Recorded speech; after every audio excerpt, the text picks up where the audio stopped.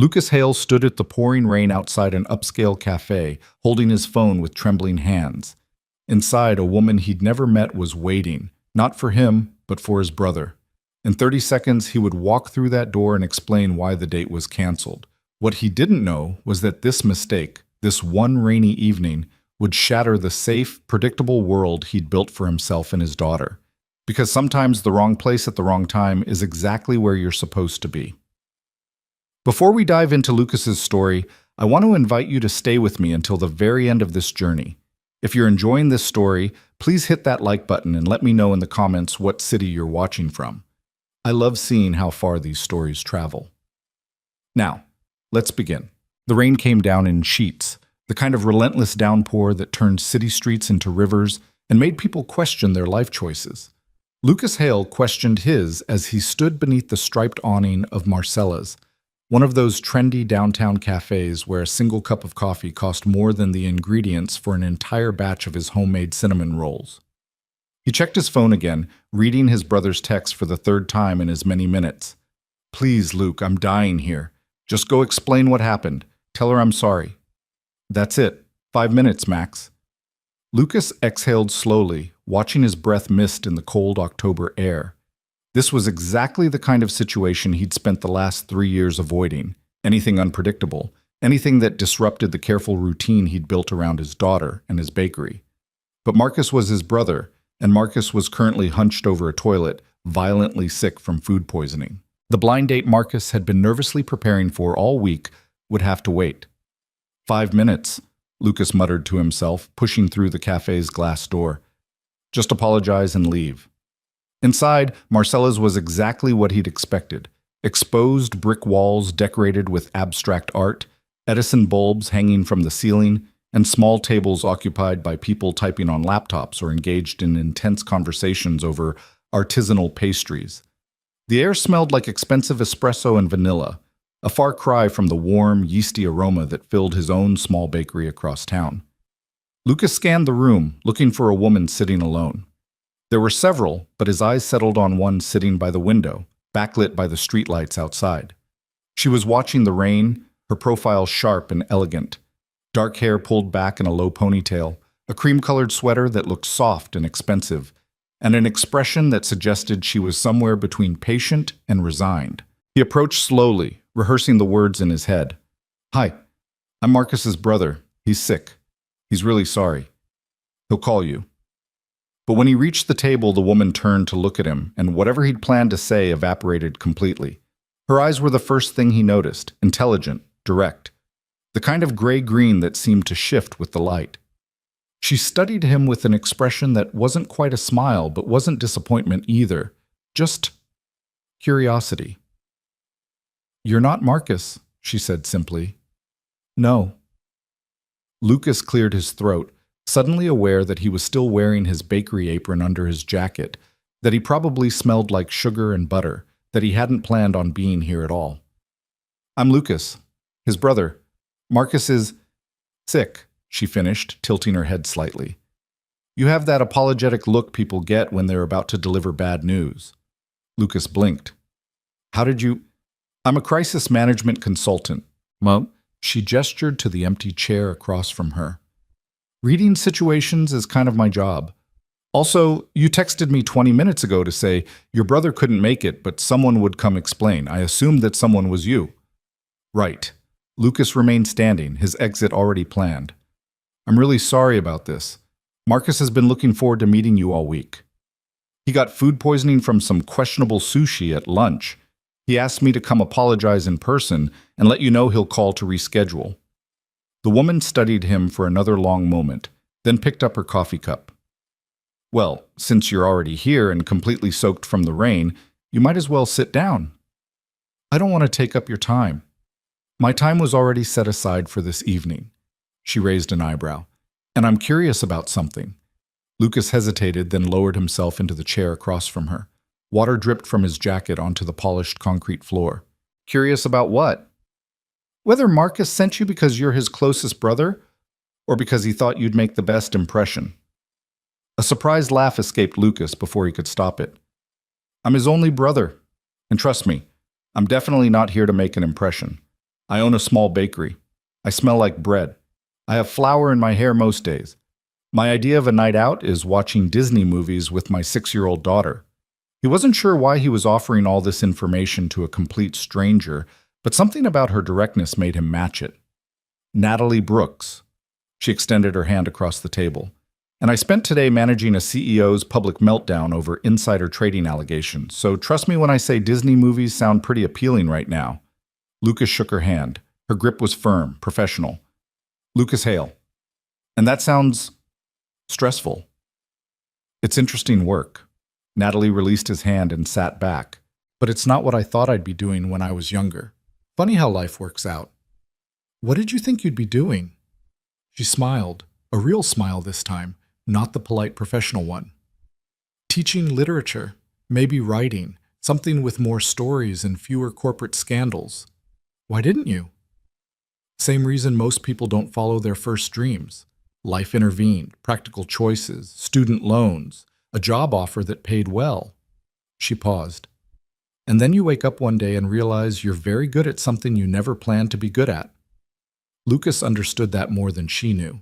He'd planned to expand his father's bakery into a chain, maybe franchise it, build something bigger. Then his wife got sick. Then Mia was born. Then everything changed, and the small neighborhood bakery became not a stepping stone, but a destination. So what about you? Natalie asked, pulling him from his thoughts. Did you always want to own a bakery? My dad owned one, Lucas said. I grew up in it. I used to think I'd do something different, something bigger. But when my wife got sick, I took over to help my parents. And then he stopped, surprised at himself. He didn't usually talk about Sarah with strangers. After she passed, it became simpler to stay. My daughter was 2. The bakery was familiar, safe. I'm sorry about your wife. It was the way she said it, straightforward, genuine, without the excessive sympathy that always made him uncomfortable, that made Lucas relax slightly. Thank you. It's been 3 years now. We've adjusted. We? Mia, my daughter. She's 6 now. Thinks she's going to be a baker like her dad and her grandpa. Lucas pulled out his phone, showing Natalie a picture before he could second-guess the impulse. Mia grinning at the camera, her face covered in frosting, her dark curls escaping from a small ponytail. Natalie's expression softened. She's beautiful, and clearly takes her frosting very seriously. Quality control is an important job. They both laughed, and Lucas realized with surprise that he'd been sitting here for more than 5 minutes. The rain continued to hammer against the window, creating a cocoon of sound around them. Can I ask you something? Natalie set down her coffee cup, her fingers tracing its rim. Why did you really come here tonight? Lucas considered lying, saying it was just brotherly duty, nothing more, but something about Natalie's directness made him want to match it. Because Marcus asked me to, and he never asks for anything. Because even though I told myself I was too busy for this kind of thing, part of me wondered what it would be like to sit across from someone new and just talk. Like an adult. Not a dad, not a baker, just... He trailed off, unsure how to finish. Just Lucas, Natalie supplied quietly. Yeah. She nodded slowly as if he'd confirmed something she'd suspected. Your brother talked about you when we messaged before tonight. He said you were the responsible one, the one who always put everyone else first. That's what older brothers do. Maybe. Natalie's gaze was steady. Or maybe that's what people do when they're afraid to want something for themselves. The words hung between them, gentle but challenging. Lucas felt something shift in his chest. Not quite defensiveness, not quite recognition, something uncomfortable and true. I have a daughter who depends on me, he said finally. I can't afford to be selfish. Taking care of yourself isn't selfish, Lucas. It's necessary. Before he could respond, Lucas's phone buzzed. A text from Marcus. How'd it go? Did she hate me? Lucas showed Natalie the message. She laughed, and the tension broke. Tell him I don't hate him, she said. Tell him I hope he feels better. And tell him... She paused, her expression thoughtful. Tell him thank you for sending you instead. Lucas's fingers hovered over his phone.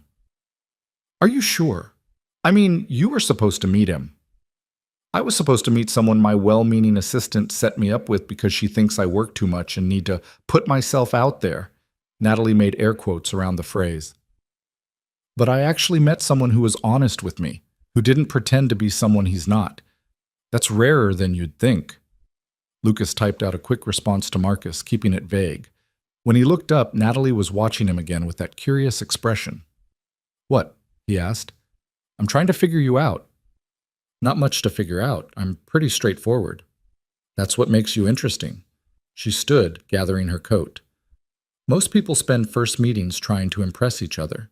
You spent this one just being yourself."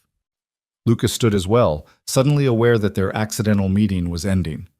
"I should get back. My neighbor's watching Mia, and I don't like to be gone too long." They walked toward the door together. Outside, the rain had lessened to a steady drizzle. The street gleamed with reflected light. "Can I ask you something before you go?" Natalie turned to face him under the awning. "Sure." "What's your bakery called?" "Hale and Hearth. It's over on Maple Street, near the elementary school." "I know where Maple Street is." Something flickered in her expression, a decision being made. "I might stop by sometime, if that's okay." Lucas's heart did something unexpected, a small leap, like a missed step on stairs. Yeah, that would be okay. We open at 6. I do the best cinnamon rolls in the city by 7. Bold claim. Come by and prove me wrong. Natalie smiled, pulling her coat tighter against the chill. Maybe I will. They stood there for another moment, neither quite ready to leave, both aware that something unexpected had happened in the last hour. Then Natalie raised her hand in a small wave and walked toward her car, her heels clicking against the wet pavement. Lucas watched her go, then pulled out his phone and called Marcus.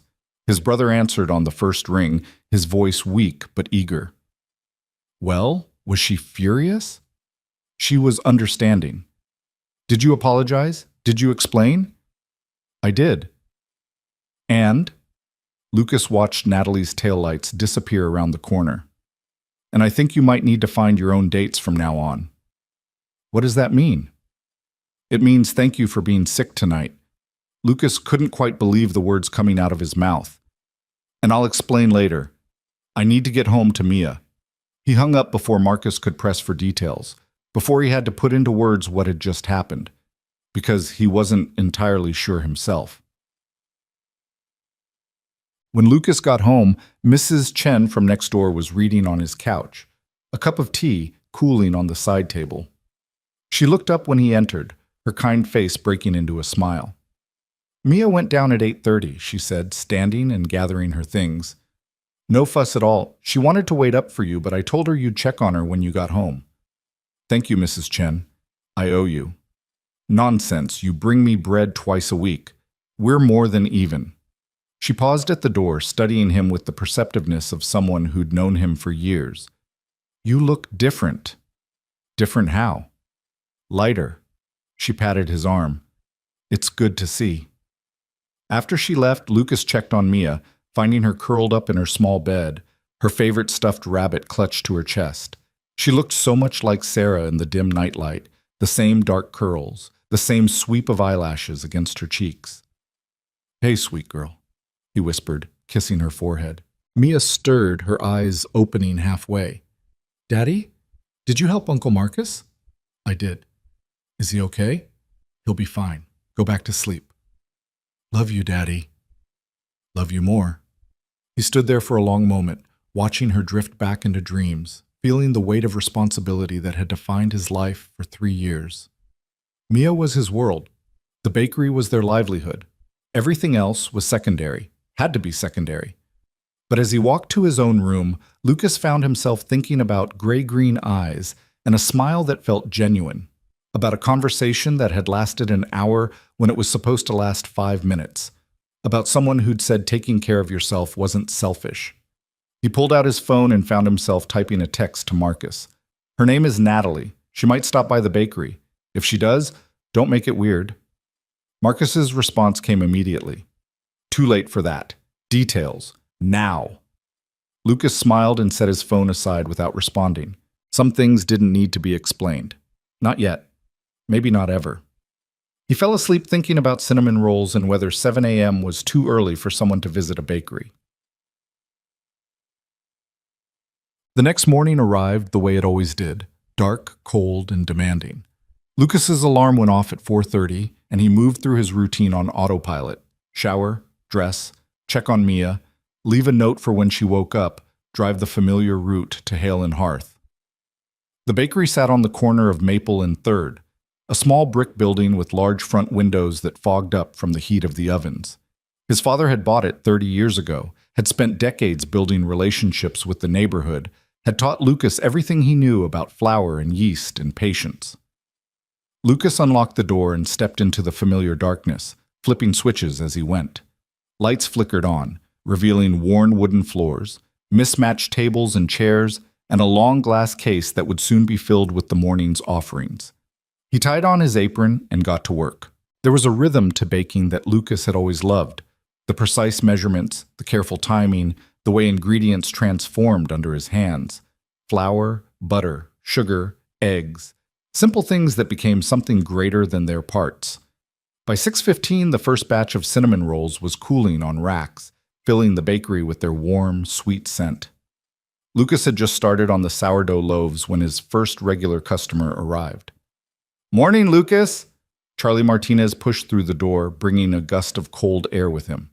Charlie owned the hardware store 2 blocks down and had been buying his morning coffee and Danish from Hale and Hearth since before Lucas took over. "Morning, Charlie. Usual?" "You know it."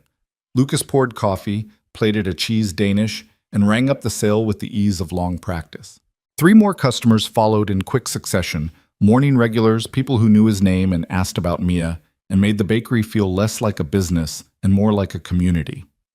By 7, the morning rush was in full swing. Lucas moved between the register and the kitchen, pulling fresh bread from the ovens, restocking the display case, making change, and small talk with equal efficiency. He didn't expect Natalie to actually show up. Last night had been a pleasant accident, nothing more. People said things in the moment that they didn't mean in the morning light. So when the door chimed at 7:40 and he looked up to see her standing there, his surprise must have shown on his face. Natalie was dressed for work, a charcoal gray suit that looked expensive, her hair pulled back in the same low ponytail from last night, a leather messenger bag slung over one shoulder. She looked polished and professional and completely out of place among the neighborhood regulars in their work clothes and running gear, but her smile was the same, direct, genuine, slightly amused. "I'm here to test your bold claim," she said, approaching the counter. "About the cinnamon rolls." Lucas wiped his hands on his apron, suddenly aware that he probably had flour on his face. "I don't make false promises." "We'll see." He plated the largest cinnamon roll he had, the frosting still slightly warm, and poured her a cup of coffee without asking how she took it. Black, he guessed, given everything else about her. "Black?" he confirmed. "How did you know?" "Professional instinct." Natalie took the plate and coffee to a small table by the window, and Lucas tried to focus on his other customers, even as he watched her from the corner of his eye. She took her time, cutting a small piece with her fork, tasting it carefully. Her eyes closed. Then she took another bite. When Lucas finally had a moment, he walked over to her table, wiping his hands on a towel. "Well?" Natalie looked up at him, and there was something in her expression he couldn't quite read. "I hate you a little bit right now." "Why?" "Because this is perfect, and now I'm going to have to come back here. And my assistant already thinks I don't take enough time for myself, and adding a stop at a bakery is definitely not going to help my case." Lucas laughed. "I could make them worse if that would help." "Don't you dare." She took another bite, savoring it. "Where did you learn to bake like this?" "My dad. He learned from his dad. Family tradition." "It shows." Natalie gestured to the half-eaten cinnamon roll. "This tastes like someone put love into it. Not just skill, love." The word hit Lucas harder than it should have. Love. When was the last time he'd thought about his baking that way? It had become routine, necessity, livelihood, but maybe that was the problem. Maybe he'd forgotten the joy that first drew him to it. "Can I ask you something?" Natalie set down her fork, her expression shifting to something more serious. "Last night, you said you took over the bakery when your wife got sick. Do you ever regret it?" It was a direct question, maybe too direct for a second conversation. But Lucas was learning that Natalie didn't deal in surface pleasantries.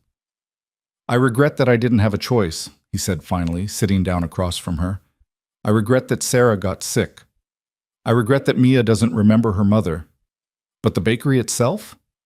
He looked around at the warm, flower-dusted space. "No, I don't regret this. Even though it wasn't your dream? Dreams change. Or maybe they don't change. Maybe we just discover what they actually were all along." Natalie nodded slowly, understanding in her eyes. "I think that's the wisest thing anyone said to me in months." "You hang around with the wrong people." "Clearly," she smiled. "I spend most of my time with executives who think wisdom is whatever their latest consultant tells them." "Sounds exhausting." "It is." She took another sip of coffee. "This, though? This is the opposite of exhausting." They sat in comfortable silence for a moment, the sounds of the bakery continuing around them, the ding of the register, the murmur of conversations, the hiss of the espresso machine. "I should go," Natalie said finally, checking her watch. "I have a meeting at 9. "Thanks for stopping by, and for testing my claim. You were right to be confident." She stood, gathering her bag. "I'll probably see you again, if that's okay?" It was the same question from last night, and Lucas gave the same answer. "Yeah, that would be okay." But as he watched her leave, Lucas knew it was more than okay. It was something he hadn't felt in 3 years. A spark of possibility, a crack in the routine he'd built so carefully around himself and his daughter. And that scared him more than he wanted to admit. Over the next 2 weeks, Natalie became a regular. Not every day. Her schedule was too unpredictable for that. But 3 or 4 times a week, she'd push through the door of Hale and Hearth, usually early, always dressed for work, and order coffee and whatever Lucas recommended from that morning's batch. Sometimes she stayed for 20 minutes, reading on her phone or working on her laptop. Sometimes she just grabbed her order to go, offering a quick smile and a promise to come back soon. They fell into an easy rhythm, brief conversations about nothing important, comfortable silences, the kind of low-pressure interaction that felt more like friendship than anything else. Lucas told himself that's all it was. Friendship. A pleasant addition to his morning routine. But then there was the day Mia was sick. Lucas had dropped her at school, only to get a call an hour later that she had a fever and needed to be picked up. He'd brought her back to the bakery, set her up in the small office in the back with blankets and her tablet, and tried to manage both his sick daughter and the morning rush. He was in the middle of this chaos when Natalie arrived. She took one look at the situation. Lucas running between the front counter and the back office, a line of customers waiting, the stress evident on his face, and set down her bag. "What can I do?" she asked simply. "What? No, you don't have to." "Lucas, what can I do?" He hesitated, then made a decision. "The register." "Can you work a register?" "I ran a coffee shop through college. Point me to the cash drawer." For the next hour, Natalie worked the front counter while Lucas handled the baking and checked on Mia. She was efficient, friendly, remembering regular customers' orders after hearing them once, making change and conversation with equal ease. When the rush finally died down, Lucas found her wiping down tables. Her suit jacket hung carefully on a chair, her sleeves rolled up. "You didn't have to do that," he said. "I know." She straightened, pushing a strand of hair behind her ear. "But you needed help, and I was here." "How's Mia?"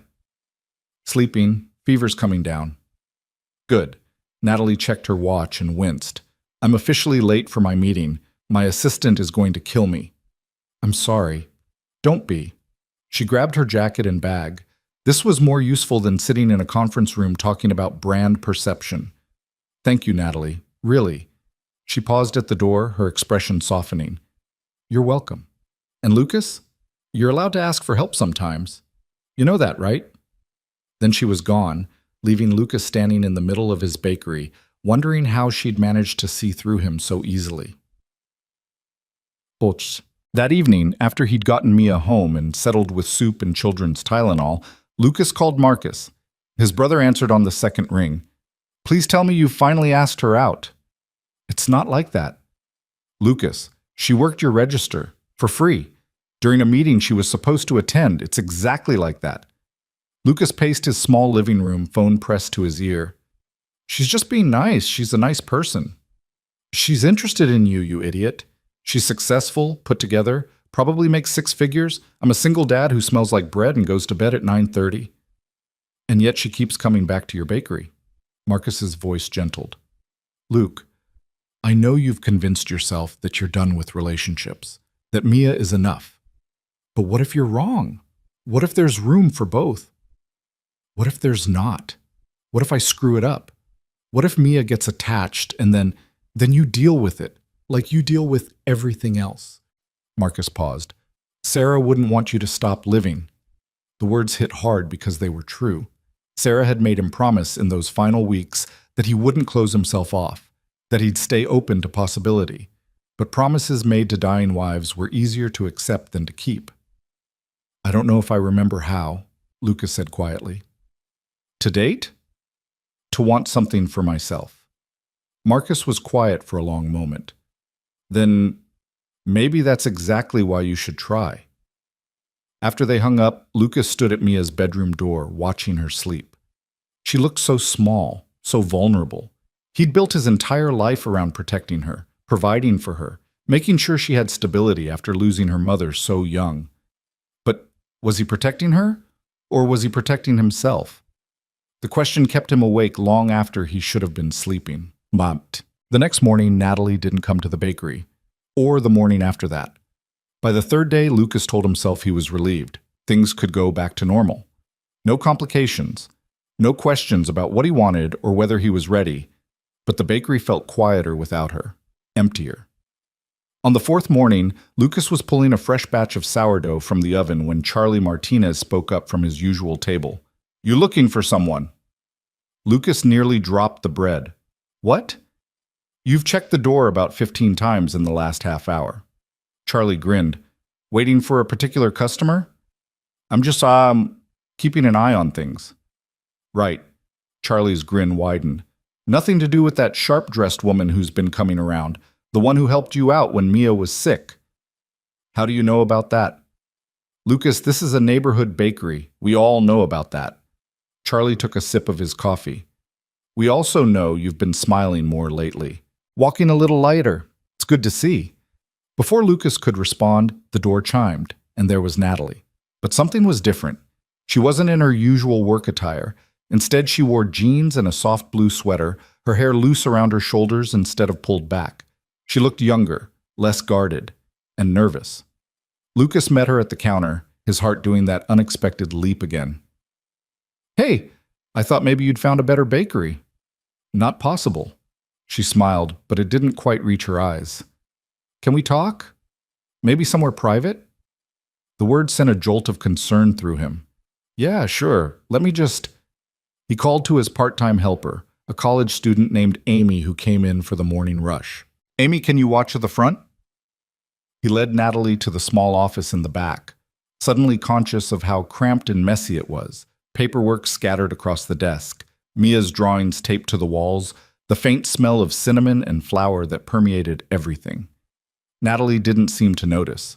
She stood in the middle of the small space, her arms wrapped around herself. I owe you an apology, she said. For what? For disappearing. For not coming by. For making this weird. She met his eyes. I've been trying to figure out what to say. How to say it. Lucas's chest tightened. Natalie, you don't owe me anything. You helped me out when I needed it, and I appreciated it, but I like you. The words fell between them, simple and devastating. I know that's probably not what you want to hear, Natalie continued, speaking faster now. I know you have Mia to think about, and a business to run, and probably zero interest in complicating your life with someone like me, but I couldn't keep showing up here and pretending that's all this was. Pretending I just really liked the cinnamon rolls. Lucas stared at her, his mind racing. Someone like you? Someone with too much work and not enough time. Someone who doesn't know the first thing about being part of a family. Someone who... Natalie. He stepped closer. What are you actually afraid of? She stopped, her eyes searching his face. That I'm seeing something that isn't there. That I've misread this entire situation. That you're going to politely tell me that you're flattered but not interested. And if I did tell you that, Then I'd respect it, and I'd stop coming here, because I can't keep doing this halfway. Lucas thought about all the reasons he should let her walk away, all the ways this could complicate his carefully ordered life, all the risks. And then he thought about the way she'd stepped in to help without being asked, the way she talked to him like he was more than just a single dad or a baker, the way the bakery felt brighter when she was in it. I'm terrified, he said quietly, of screwing this up, of hurting Mia, of not being enough. Natalie's expression softened. Lucas, but I like you too. The admission felt like jumping off a cliff, and I don't know what to do about that. They stood there in the small office, surrounded by the sounds of the bakery beyond the door, the hum of conversation, the chime of the register, the ordinary magic of a Thursday morning. We could start with coffee, Natalie said finally. Real coffee, not just grabbing it between your morning rush and my meetings. Actual time together. I have Mia most evenings. Then we work around that. She stepped closer. Lucas, I'm not asking you to choose between your daughter and me. I would never ask that. I'm just asking if there's room for both. It was almost exactly what Marcus had said, the same question Lucas had been avoiding. Yeah, he heard himself say, yeah. There's room. Natalie's smile was genuine this time, reaching her eyes. So, Saturday? After you close the bakery? I close at 2 on Saturdays. Perfect. There's a park near here. We could walk, talk, figure out what this is. Lucas nodded, his heart pounding. Okay. She turned to leave, then paused at the door. Lucas? For what it's worth, I think you're more than enough. I just hope you figure that out too. Then she was gone, and Lucas was alone in his office, wondering what the hell he'd just agreed to, and wondering why, despite all his fear, he couldn't stop smiling. Saturday arrived too quickly, and not quickly enough. Lucas had spent the intervening days second-guessing himself, rehearsing conversations in his head, and trying to act normal around Mia even as his thoughts kept drifting to gray-green eyes and the way Natalie's smile changed her entire face.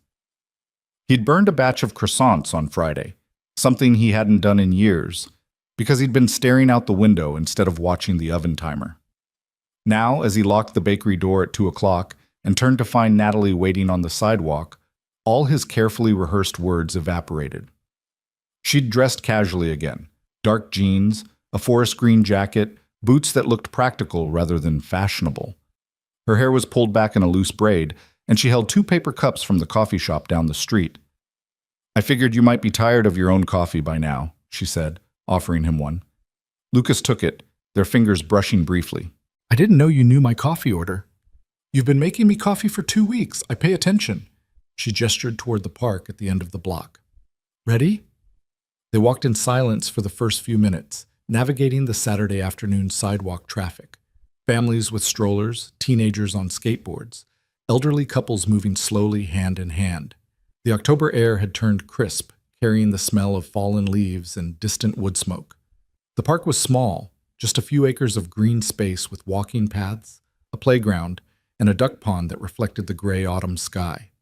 Lucas had brought Mia here countless times, pushing her on the swings, helping her feed the ducks, watching her make friends with other children whose names he'd never quite learned. This is nice, Natalie said as they found a path that circled the pond. Peaceful. It's Mia's favorite place, tied with the bakery.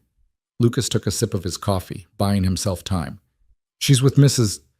Chen right now, our neighbor. She watches Mia sometimes when I need help. The one who was there the night we met? Yeah. She's been a lifesaver since Sarah died. I don't know what I would have done without her. They walked a few more steps before Natalie spoke again. Can I ask you about Sarah? Or is that off limits? Lucas considered the question. Most people tiptoed around his late wife, treating her memory like something fragile that might shatter if acknowledged too directly. But Natalie's directness felt different. Not invasive, just honest. What do you want to know? What was she like? Stubborn. The word came out before Lucas could stop it, followed by a laugh. God, she was stubborn. Once she decided something, that was it. No changing her mind. Sounds familiar? Natalie murmured, and Lucas caught the hint of self-awareness in her tone.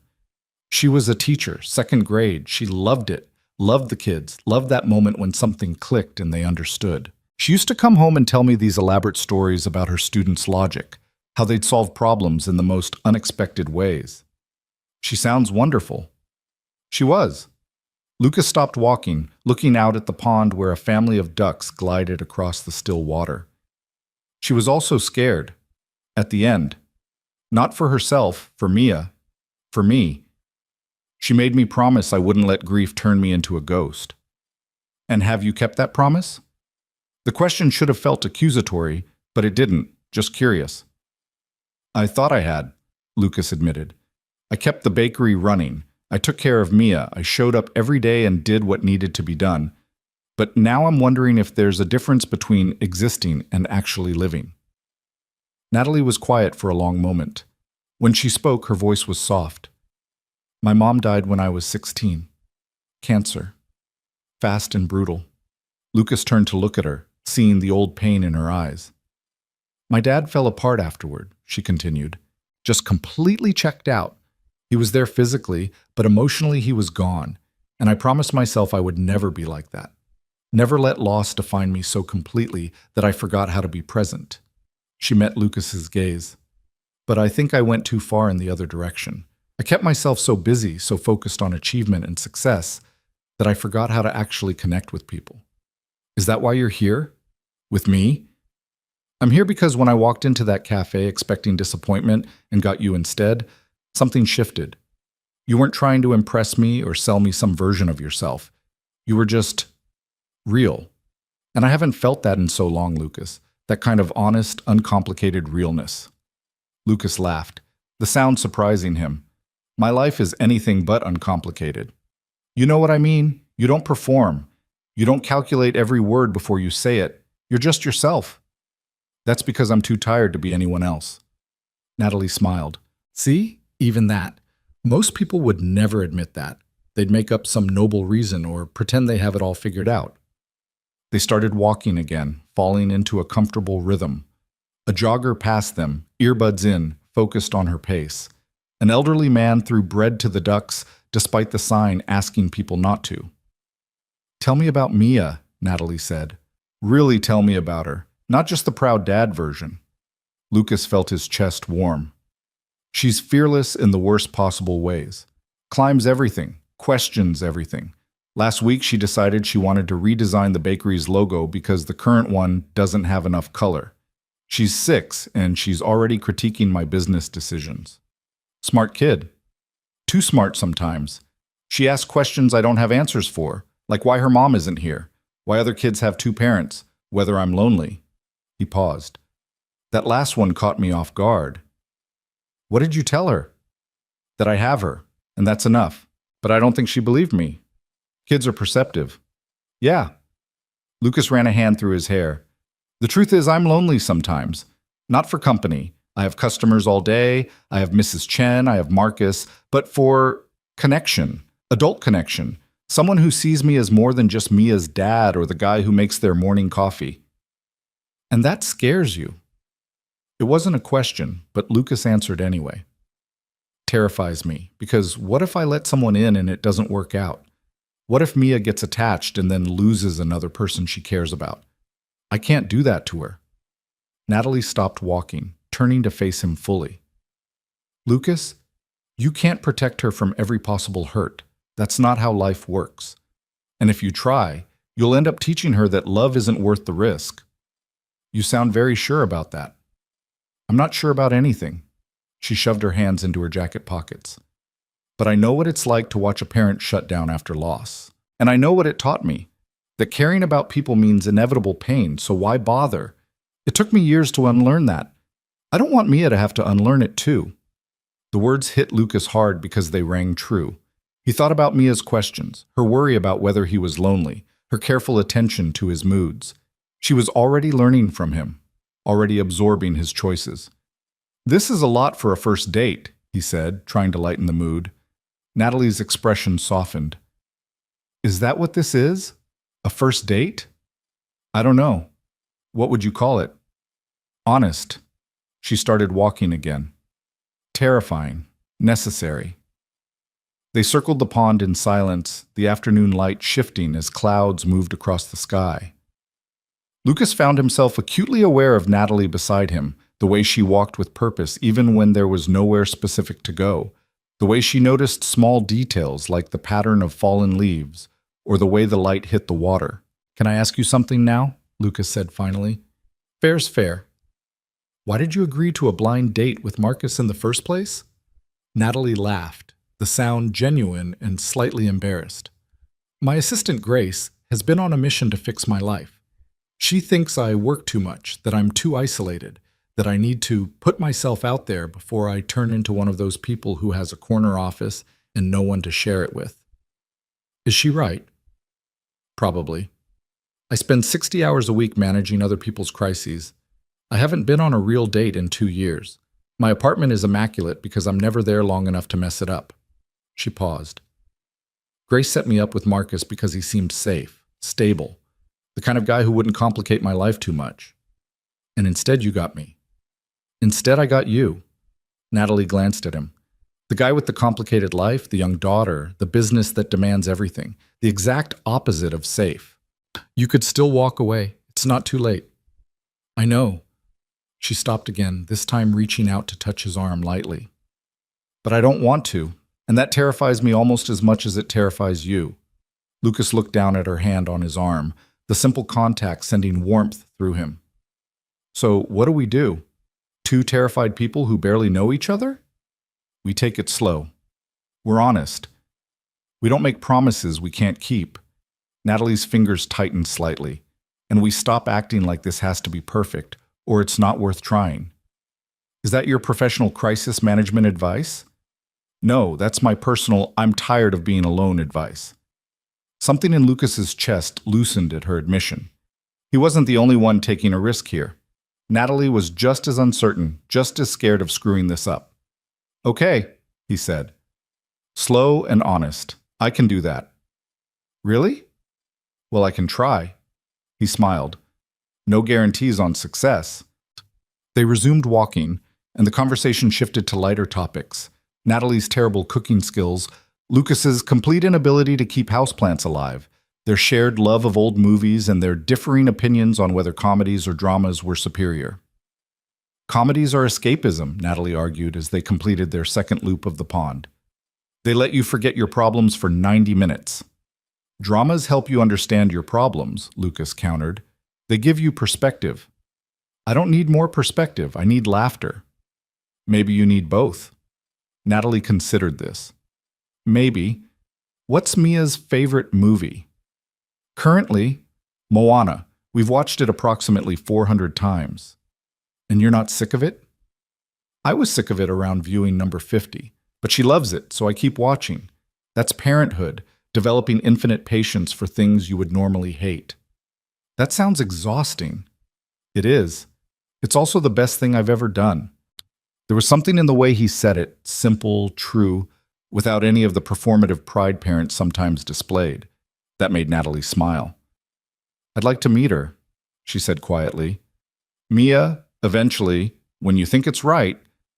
Lucas felt his heart rate pick up. Yeah? Yeah. If this is going to be something real, I want to know the most important person in your life. That's a lot of pressure. Kids are honest. She'll either like me or she won't, and if she doesn't, we'll know this won't work. You're putting a lot of faith in a 6-year-old's judgment. 6-year-olds are excellent judges of character. They haven't learned to be polite yet. Natalie checked her phone, then looked apologetic. I should probably get going soon. I have a client dinner tonight. On Saturday? Crisis management doesn't respect weekends. They walked back toward the park entrance, the afternoon stretching into early evening. The playground was emptying out as families headed home for dinner, leaving behind the echo of children's laughter and the gentle creak of swings moving in the breeze. Can I see you again? Lucas asked as they reached the sidewalk. Soon? I'd like that. When? Tuesday? Same time? Unless that's too soon. Tuesday works. Natalie smiled. Should I come to the bakery first or meet you somewhere? Come to the bakery. I want you to meet someone. Mia? Lucas nodded. his stomach tight with anxiety and something that might have been excitement. If that's okay, she usually comes by after school on Tuesdays. You could stay for a bit, see how it goes. Lucas, are you sure? We just agreed to take this slow. I know, but you're right. If this is going to be real, hiding you from Mia doesn't make sense. And the longer I wait, the more scared I'll get. Natalie studied him for a long moment. Okay, Tuesday. But if she hates me, you have to promise you'll tell me honestly. Deal. They stood there on the sidewalk, neither quite ready to leave, both aware that something significant had shifted between them. Lucas wanted to kiss her. The thought surprised him with its intensity, but it felt too soon, too much. As if reading his mind, Natalie stepped closer and kissed his cheek, her lips warm against his skin. See you Tuesday, Lucas. Then she was walking away, her braid swinging slightly with each step, and Lucas was standing alone on the sidewalk, touching his cheek like a teenager after his first crush. He pulled out his phone and texted Marcus. I need help. The response came immediately. Finally, what do you need? Advice. I think I'm doing this. About damn time. Come over. Bring details. Lucas headed to his car, his mind racing. In 3 days, Natalie would meet Mia, his daughter, and this woman who'd somehow slipped past all his defenses in the space of a few weeks.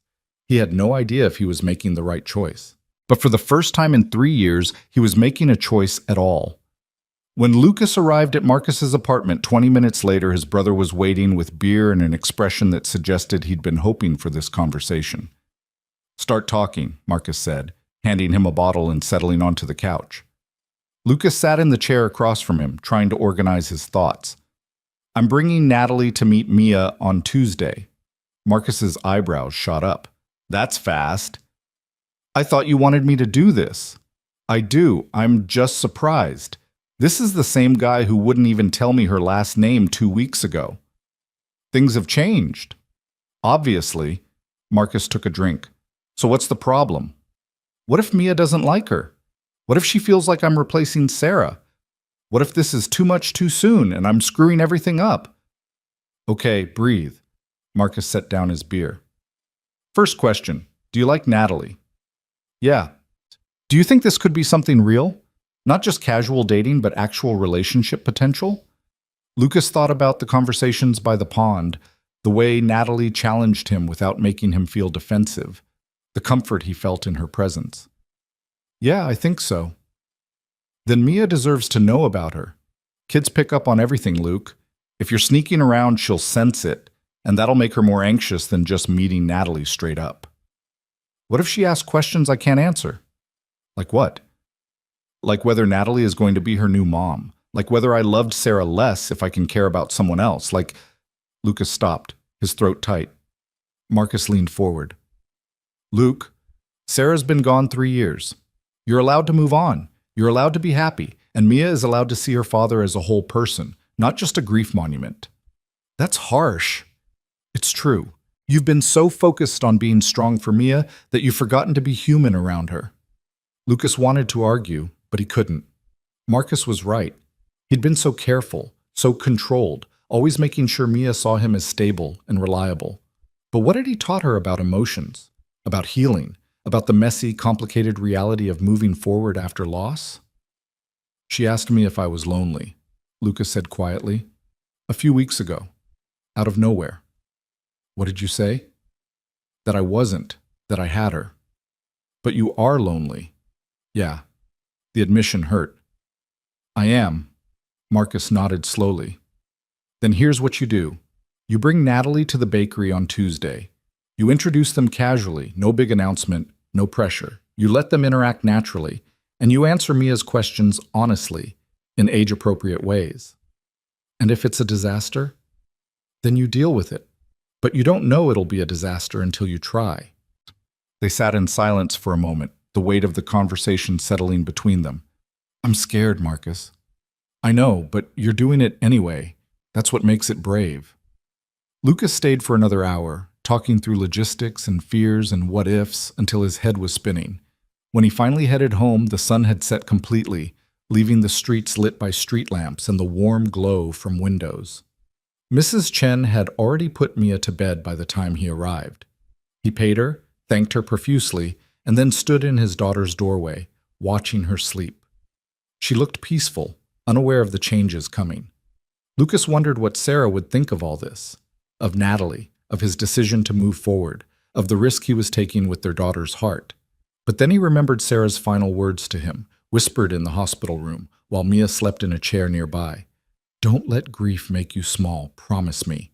He'd promised, and he was trying. "I'm doing my best," he whispered into the dark room. "I hope it's enough." Mia stirred but didn't wake, and Lucas went to his own room, his mind already racing toward Tuesday. The next 3 days crawled by with excruciating slowness. Lucas threw himself into work, experimenting with new recipes, reorganizing the storeroom, anything to keep his mind occupied. But every quiet moment brought the same spiral of worry.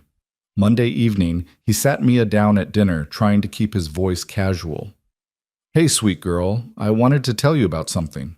Mia looked up from her chicken nuggets, her dark eyes curious. "What?" "Remember how Uncle Marcus was supposed to go on a date a few weeks ago, but he got sick? And you went instead to say sorry." "Right. Well, I met someone that night, a woman named Natalie, and we've been talking, getting to know each other." Mia's expression didn't change. "Like a friend?" "Yeah, like a friend. She's been coming to the bakery sometimes." "The pretty lady in the fancy clothes?" Lucas blinked. "You've seen her?" "Mrs. Patterson pointed her out. She said you were smiling a lot." Mia took another bite of her nugget, completely matter of fact. "I like when you smile." "You do?" "Yeah. You're happier when she's there." Lucas wasn't sure what he'd expected. Questions, concern, maybe even tears. But not this calm acceptance. "She's going to come by the bakery tomorrow after school," he continued carefully, "to meet you, if that's okay." Now Mia looked up, interest sparking in her eyes. "Really?" "Really. You don't have to talk to her if you don't want to, but I thought it would be nice for you two to meet." "Can I ask her questions?" "Sure." "What kind of questions?" "Important ones." Mia's expression turned serious. "Like what's her favorite color, and if she likes Moana, and if she's nice to you." Lucas's throat tightened. "Those are very important questions." "I know." But Mia went back to her dinner, apparently satisfied. "I'm good at questions." "You are. The best." That night, Lucas lay awake wondering how it was possible that his 6-year-old daughter was handling this better than he was. But then, maybe that was the point. Maybe he'd been projecting his own fears onto her, assuming she'd be fragile when actually she was resilient. Sarah would have laughed at him for that, would have told him to stop overthinking and just trust his daughter. Tuesday morning arrived with clear skies and unseasonable warmth.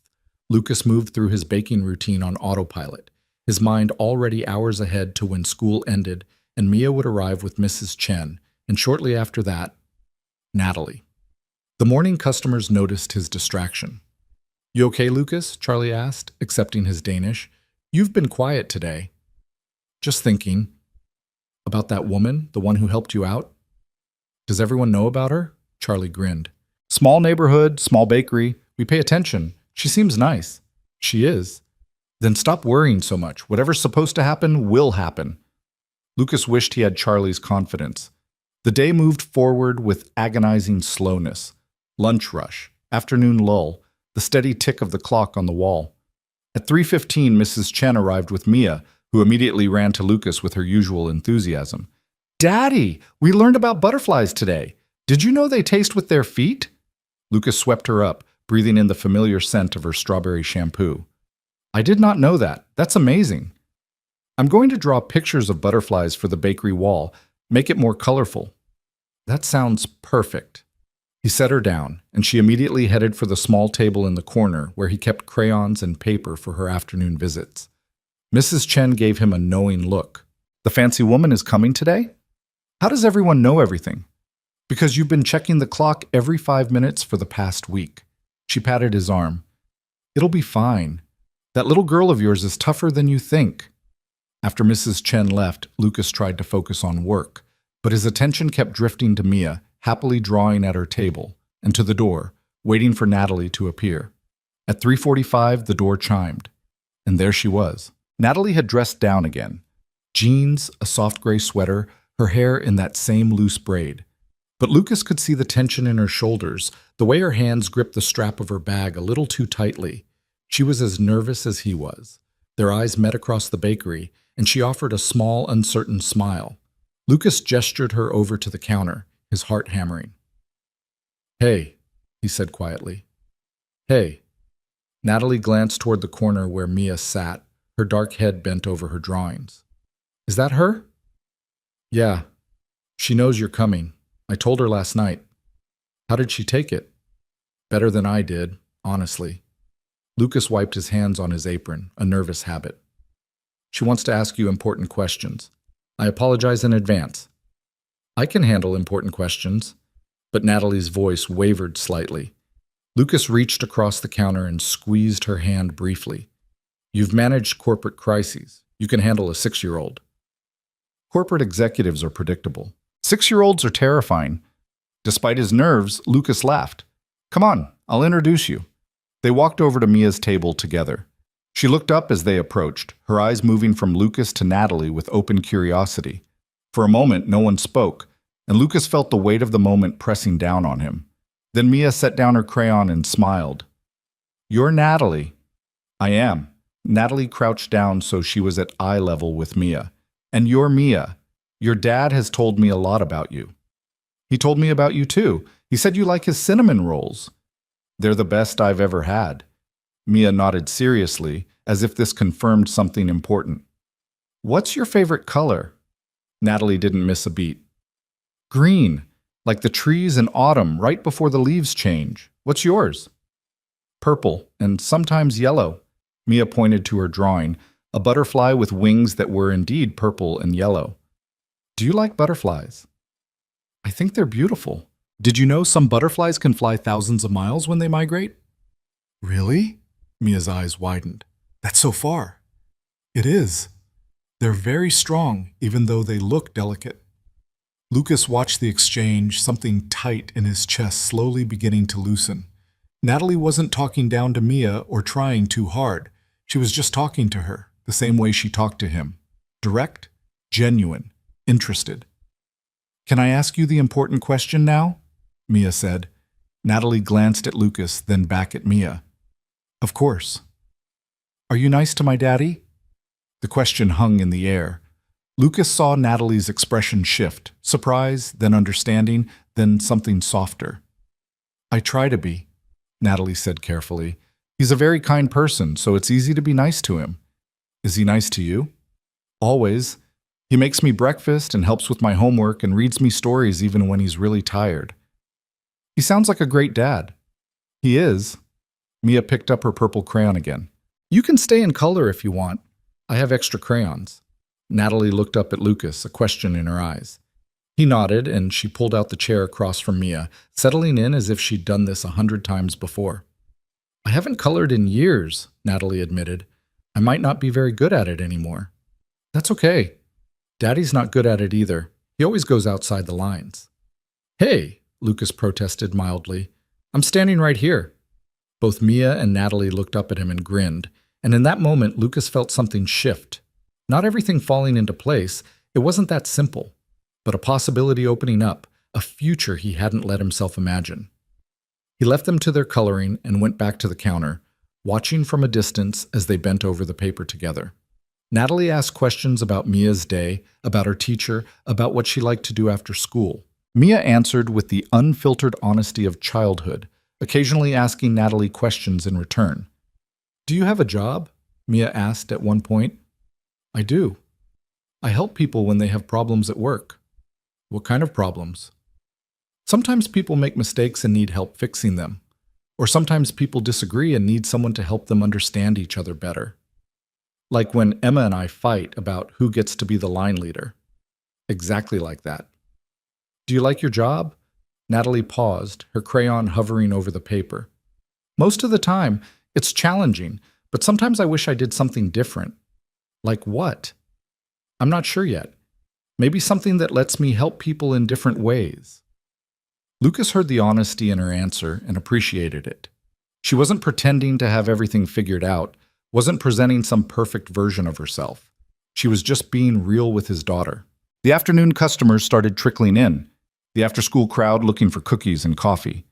Lucas moved into his familiar rhythm of taking orders, making change, keeping up the easy banter with regulars. But his attention kept drifting back to that corner table where Natalie and Mia had moved from coloring to some elaborate storytelling game. Mrs. Patterson, one of his oldest customers, followed his gaze and smiled.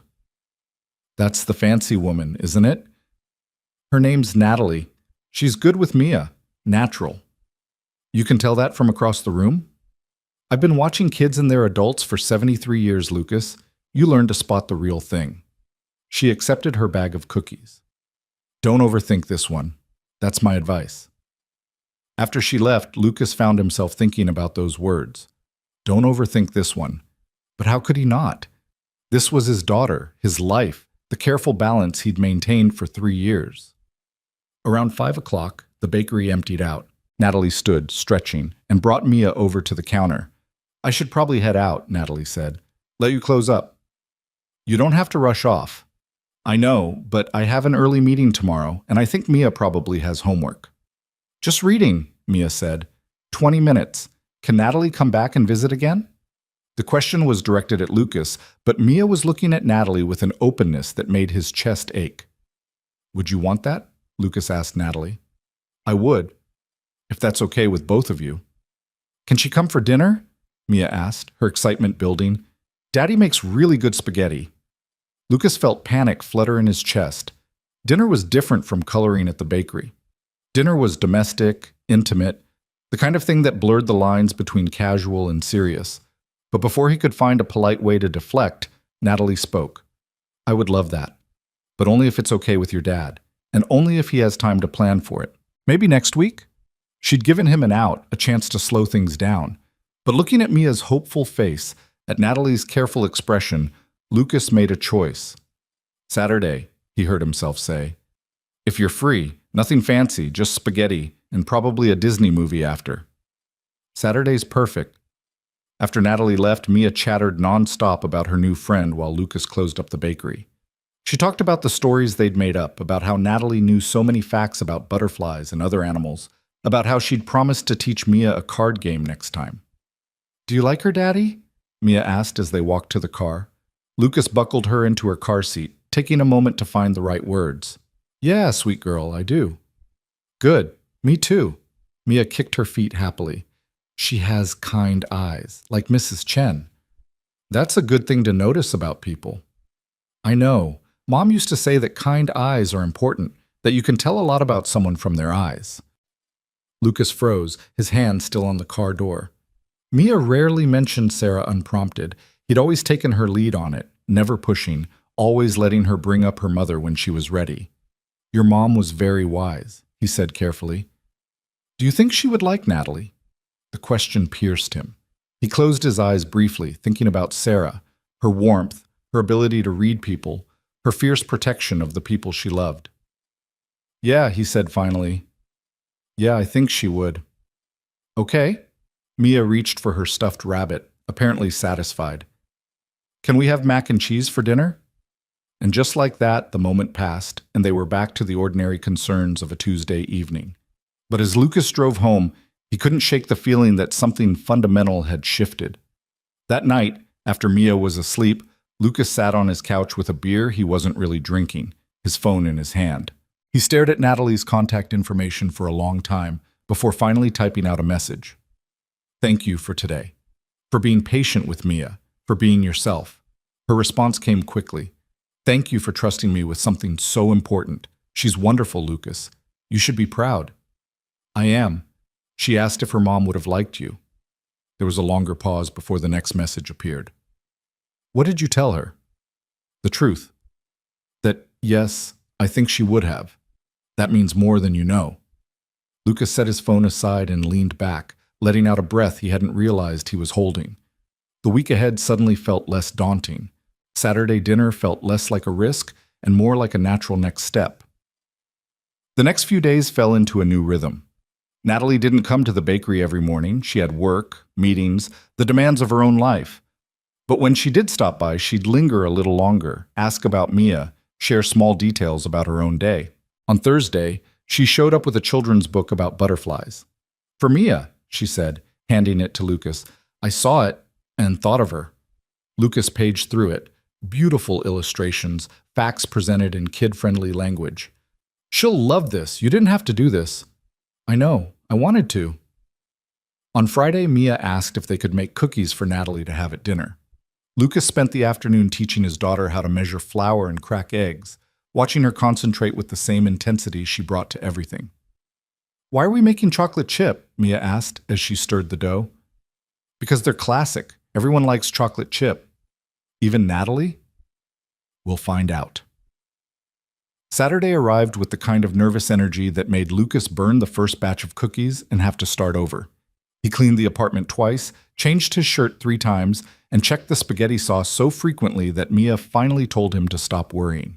"She already likes us, Daddy," Mia said with the confidence of someone who had never experienced social anxiety. "The dinner is just extra." "When did you get so wise?" "I'm 6 now. I know things." Natalie arrived at 6:30 with a bottle of wine and a nervousness that matched Lucas's own. She'd dressed casually, dark jeans and a soft blue sweater that made her eyes look more green than gray. "I wasn't sure what wine goes with spaghetti," she admitted at the door. "Any wine goes with spaghetti when you're eating it with a 6-year-old who's going to talk through the entire meal." Mia appeared in the hallway, already in her pajamas, purple ones covered in stars. "Natalie, I helped make cookies." "I can smell them. They smell amazing." The evening unfolded with a naturalness that surprised Lucas. Mia insisted on showing Natalie her room before dinner, explaining each stuffed animal and drawing with elaborate detail. They all worked together to set the table, Mia directing where everyone should sit. The spaghetti was simple but good, and the conversation flowed easily. Natalie asked Mia about school, about her friends, about what she wanted to be when she grew up.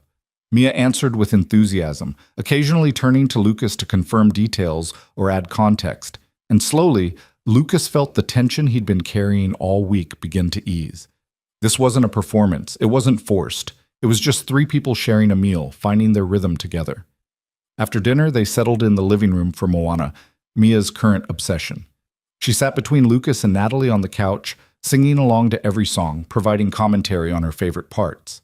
Halfway through the movie, she leaned against Natalie's side, completely unself-conscious. Lucas watched Natalie stiffen for just a moment, uncertain, then carefully put her arm around Mia's shoulders. His daughter fit there, comfortable and trusting. By the time the movie ended, Mia was fighting sleep, her eyes drooping even as she insisted she wasn't tired. "Someone needs to go to bed," Lucas said gently, "but Natalie's still here." "I'll be here again," Natalie promised. "Your dad and I are going to talk while you sleep." "About grown-up stuff?" "Probably." "Okay." Mia hugged Natalie quickly, then held out her arms to Lucas. He carried her to her room, going through their bedtime routine. Teeth brushing, story reading, final kisses goodnight. "I really like her, Daddy," Mia whispered as he tucked her in. "I'm glad." "Are you going to marry her?" The question caught him completely off guard. "Whoa, slow down. We're still getting to know each other." "But maybe someday?" "Maybe. We'll see. No promises, okay?" "Okay," Mia yawned, "but I think it would be nice to have someone else who loves us." Lucas kissed her forehead, his throat tight. "Get some sleep, sweet girl." When he returned to the living room, Natalie was cleaning up the cookie plates, carrying them to the kitchen.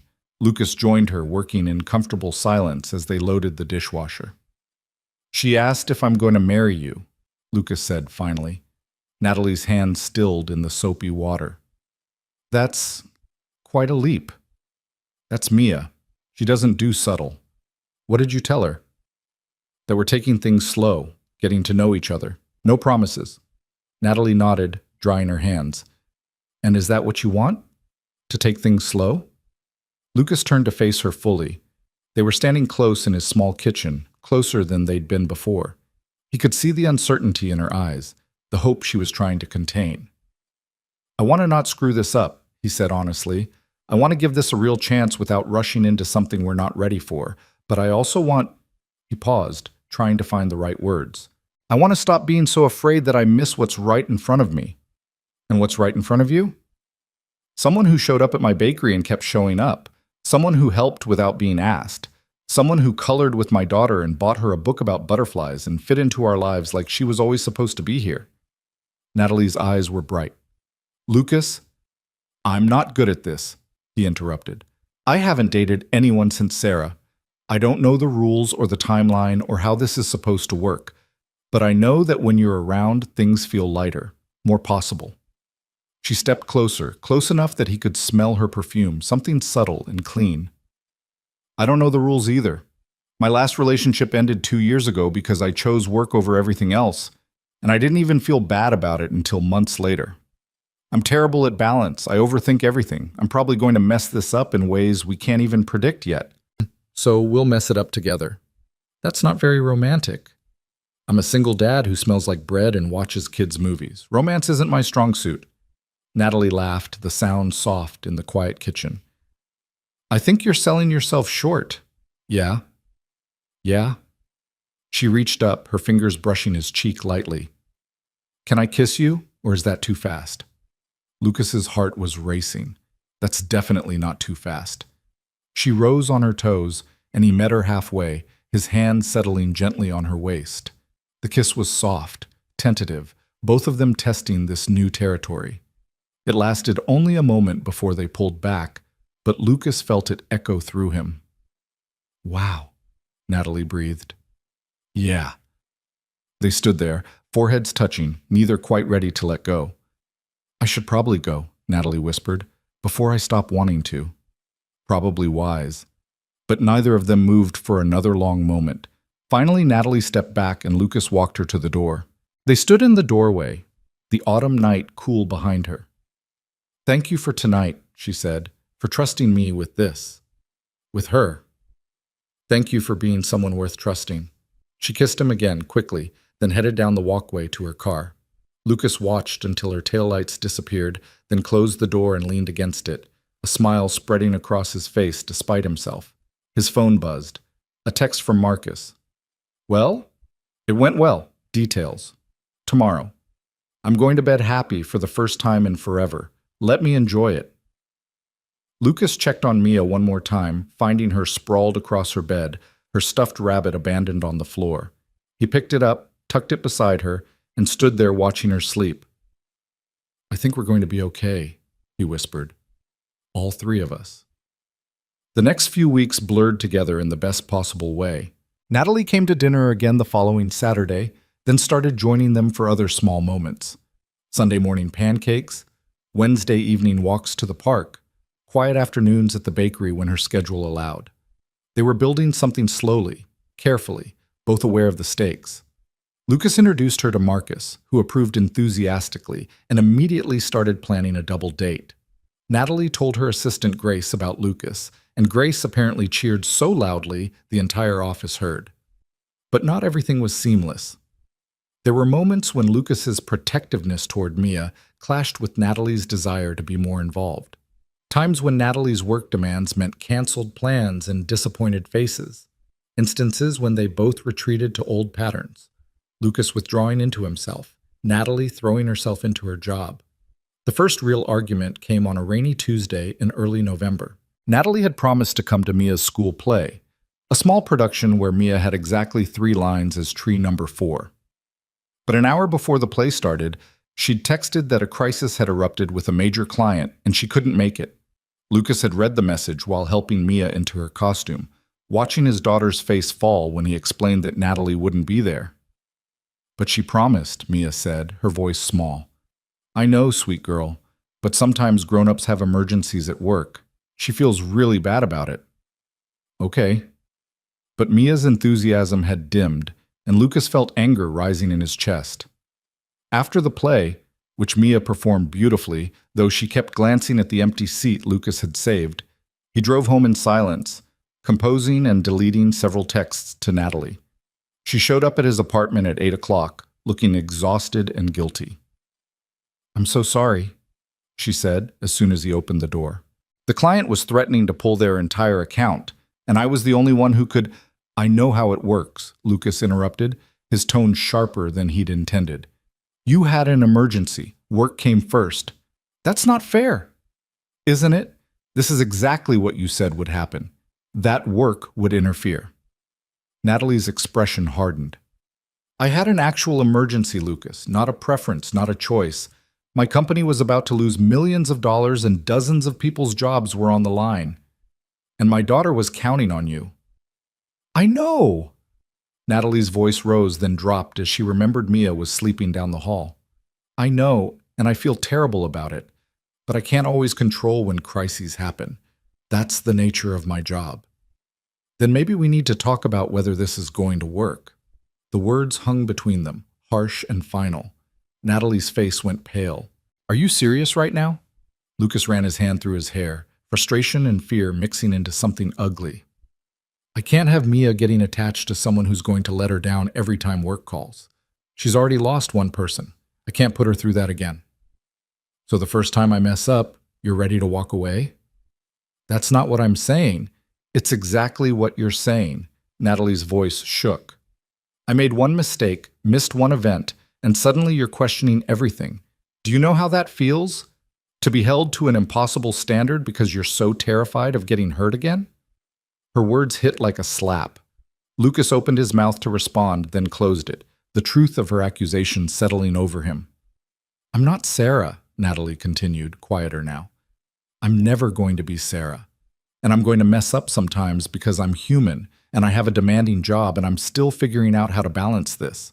But if you're going to run every time I'm not perfect, then you're right. This isn't going to work. She turned toward the door and panic surged through Lucas. Wait! He caught her arm gently. Wait, please.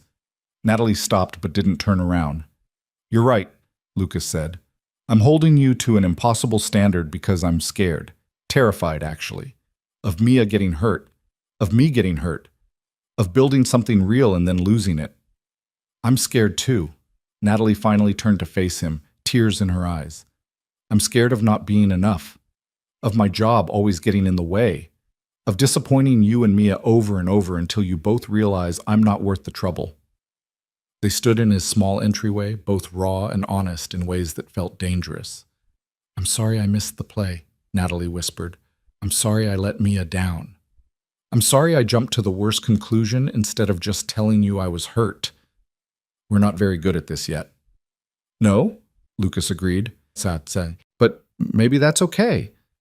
Maybe we're allowed to be bad at it while we figure it out. Natalie wiped her eyes. I don't want to walk away, Lucas, but I also can't be perfect.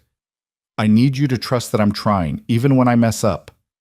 I do trust you. I'm just learning how to show it. They moved toward each other at the same time, holding on tight in the middle of his entryway. Lucas felt Natalie shaking slightly and realized he was too, both of them coming down from the adrenaline of almost losing something they were just beginning to build. What do we do now? Natalie asked against his shoulder. We apologize to Mia tomorrow, together, and we promise to do better. And then? And then we keep trying, keep showing up, keep being honest even when it's hard. Natalie pulled back to look at him. I can do that. Me too. They stood there for a moment longer, then Natalie checked her watch and grimaced. I really do need to get home. Early meeting tomorrow. Okay, but Natalie? Lucas waited until she met his eyes. Thank you for not giving up on us. Thank you for not letting me walk away. After she left, Lucas stood in the quiet apartment, his emotions still turbulent. The argument had scared him, had shown him how fragile this thing between them still was. But it had also shown him something else, that Natalie was willing to fight for this, even when it got messy. And that was worth more than perfection ever could be. The next morning, Lucas and Natalie sat down with Mia at the bakery's corner table, a plate of fresh cinnamon rolls between them that none of them were touching. Mia's eyes moved between the two adults, her expression guarded in a way that made Lucas's heart ache. Sweet girl, Natalie wants to talk to you about yesterday, Lucas began gently. Natalie leaned forward, her hands clasped on the table. Mia, I'm really sorry I missed your play. I know I promised I'd be there, and I broke that promise. That wasn't fair to you. Mia picked at the edge of the table, her voice small. You had work. I did have a work emergency, But that doesn't make it okay that I let you down. You practiced so hard for that play, and I should have been there to see you be tree number 4. Tree number 4 is important. I had 3 whole lines.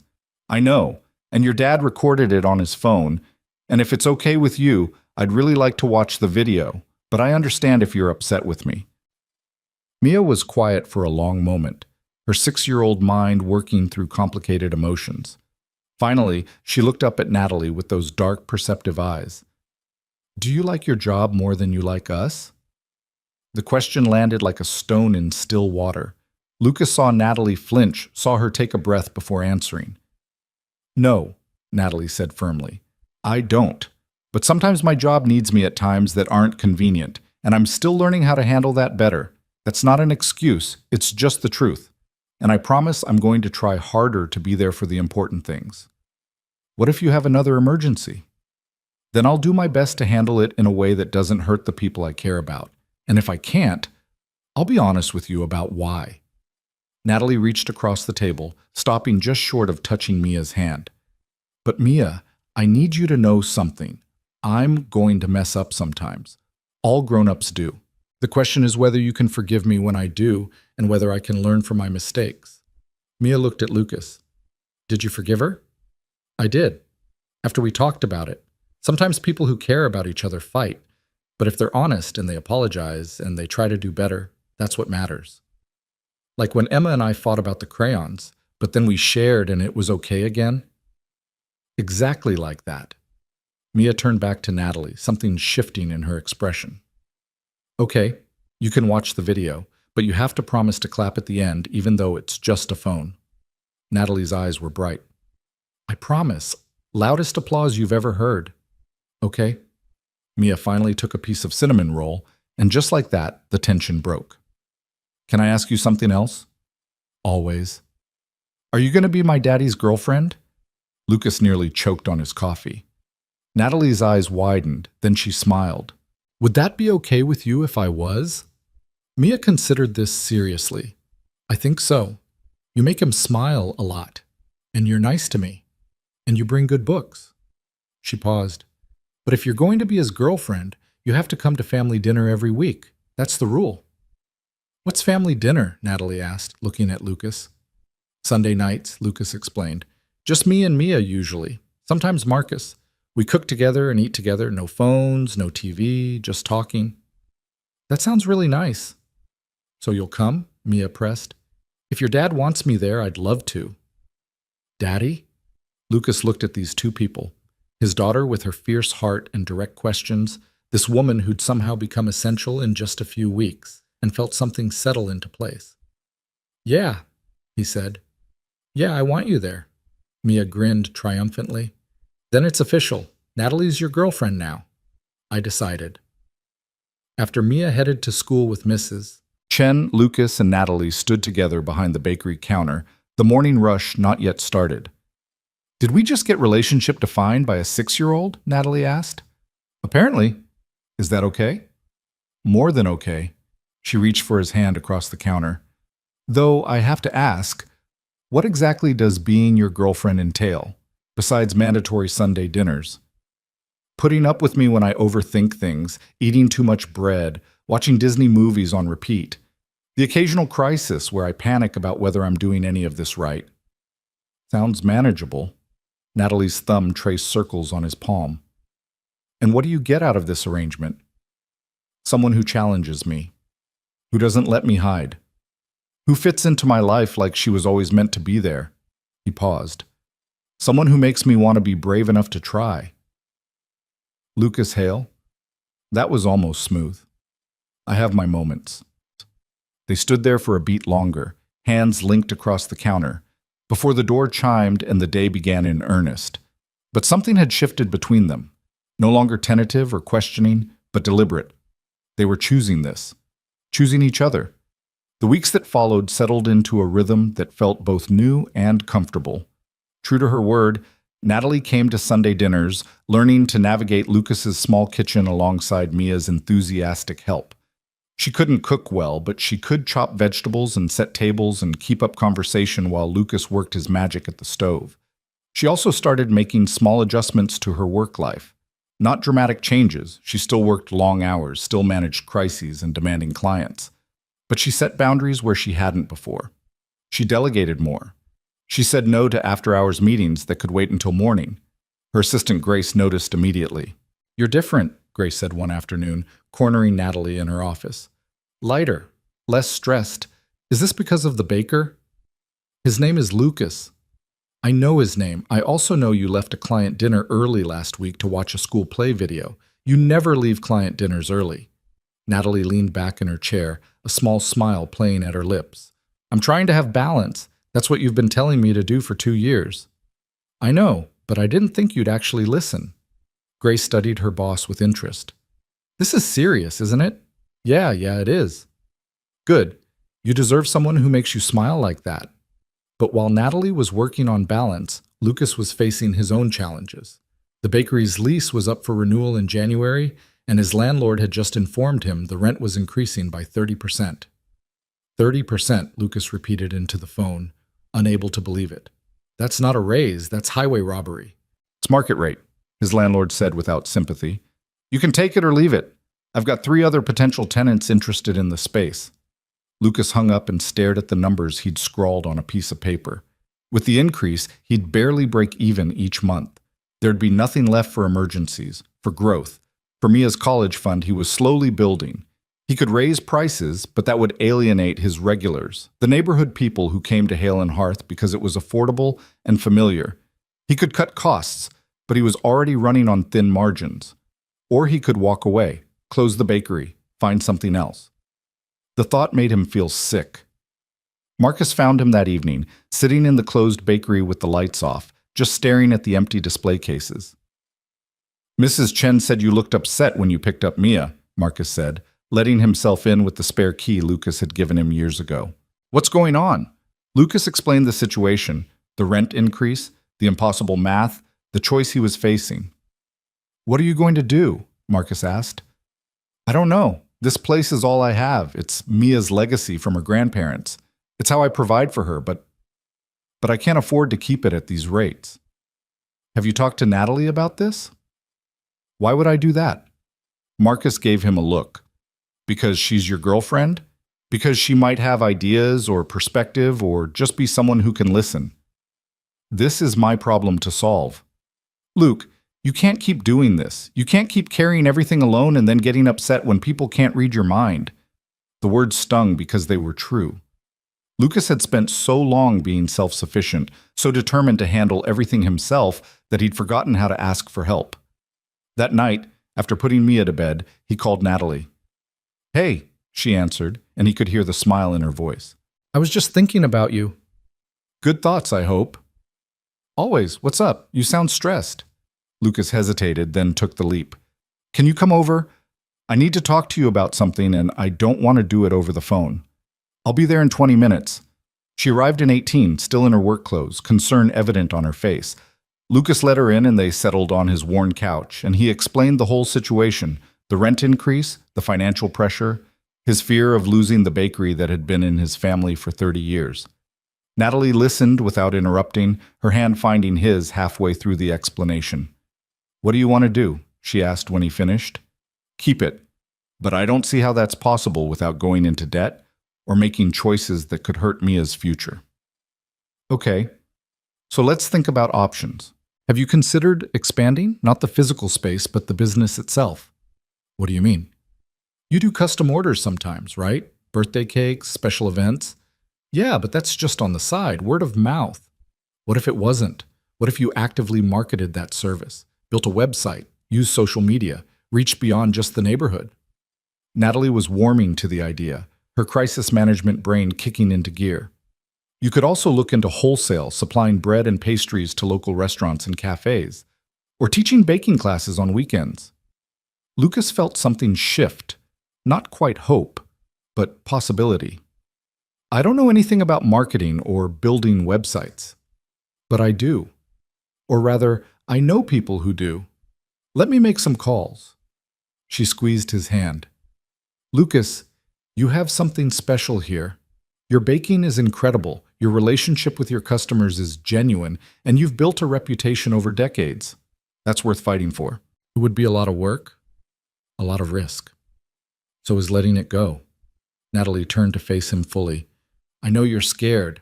I know you want to protect Mia and play it safe. But sometimes the safest choice is the one that kills everything slowly. Sometimes you have to take a risk to save what matters. Lucas thought about his father, who'd taken a risk 30 years ago buying this small bakery. About Sarah, who'd encouraged him to dream bigger even as her own dreams were cut short. About Mia, who deserved to see her father fight for what he believed in. Okay, he said, let's try. But I'm going to need help. That's what I'm here for.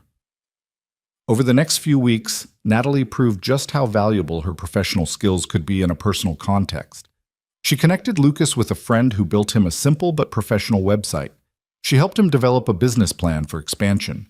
She sat with him late into the night, crunching numbers and exploring options. But more than the practical help, she gave him confidence. She believed in him in a way that made him start believing in himself again. Lucas threw himself into the expansion with an energy he hadn't felt in years.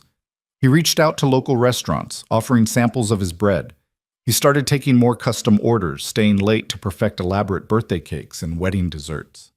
He raised his prices slightly, not enough to drive away regulars, but enough to reflect the quality of his work.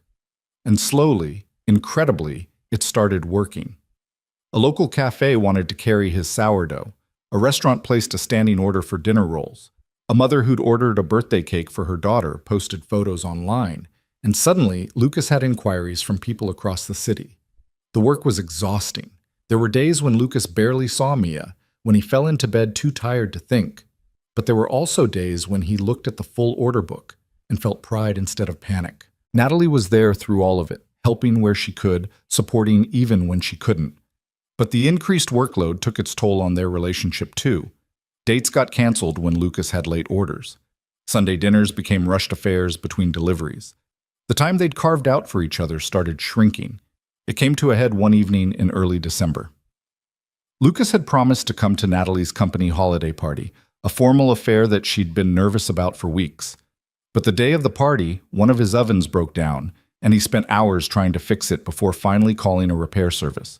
By the time he showed up at the party, he was 2 hours late, still smelling faintly of bread and machine oil, his dress shirt wrinkled from being shoved in his car. He found Natalie standing alone on the balcony of the hotel venue, her arms wrapped around herself against the cold.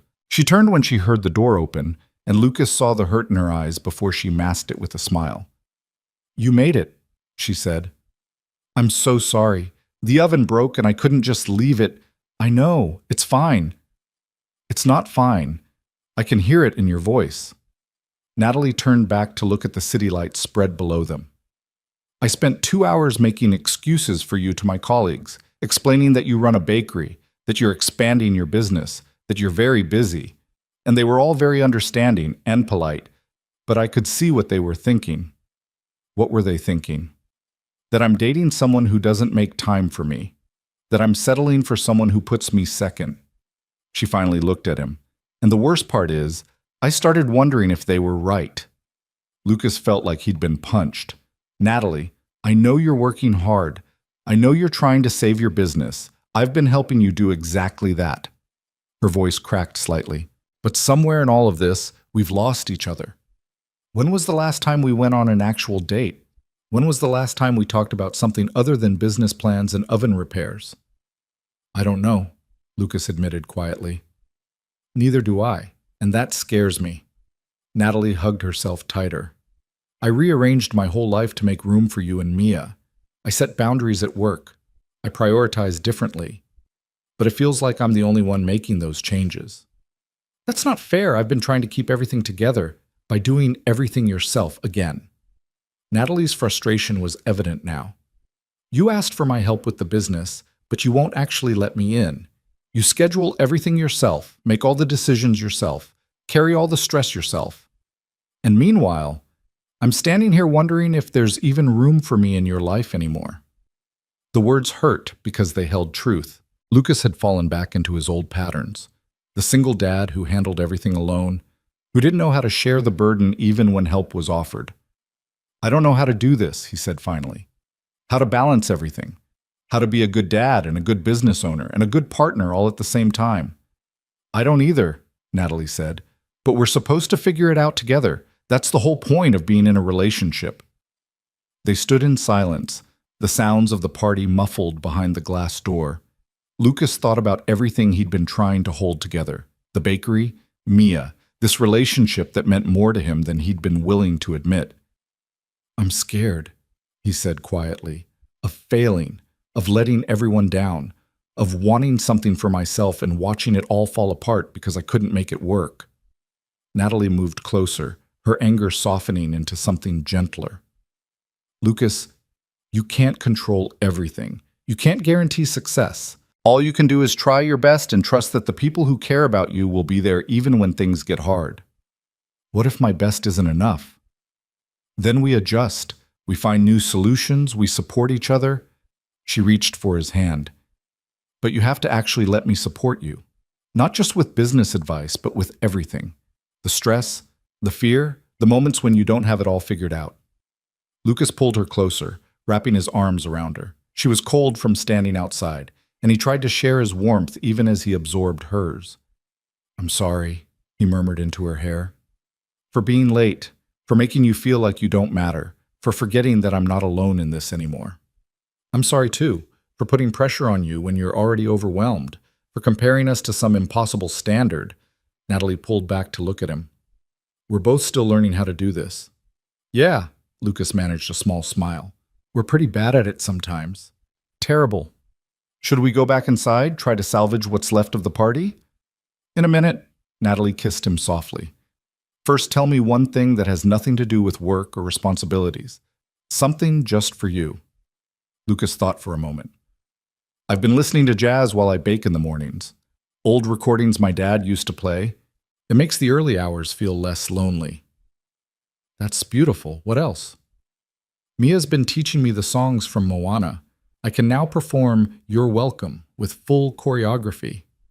Natalie laughed, the sound warming something in Lucas's chest. I would pay money to see that. It's a private show, very exclusive. Lucky me. They stood there a while longer, reconnecting in the simple act of talking about nothing important. Then they went back inside, and Lucas met Natalie's colleagues, and he tried his best to be present even though part of his mind was already planning tomorrow's baking schedule. But the conversation on the balcony had shifted something. They couldn't keep going the way they had been, both of them making sacrifices, neither of them communicating about the cost. The next morning, Lucas called an emergency Sunday dinner. Marcus was invited. Mrs. Chen, too, since she'd become part of their small family. And of course, Natalie and Mia. They gathered around Lucas's small dining table, and he took a breath before speaking. I need help, he said simply. With the bakery, with life, with figuring out how to balance everything. And I need to stop pretending I can do it all alone. Mia looked up from her coloring. We already help you, Daddy. I know, sweet girl, but I need to let you help more.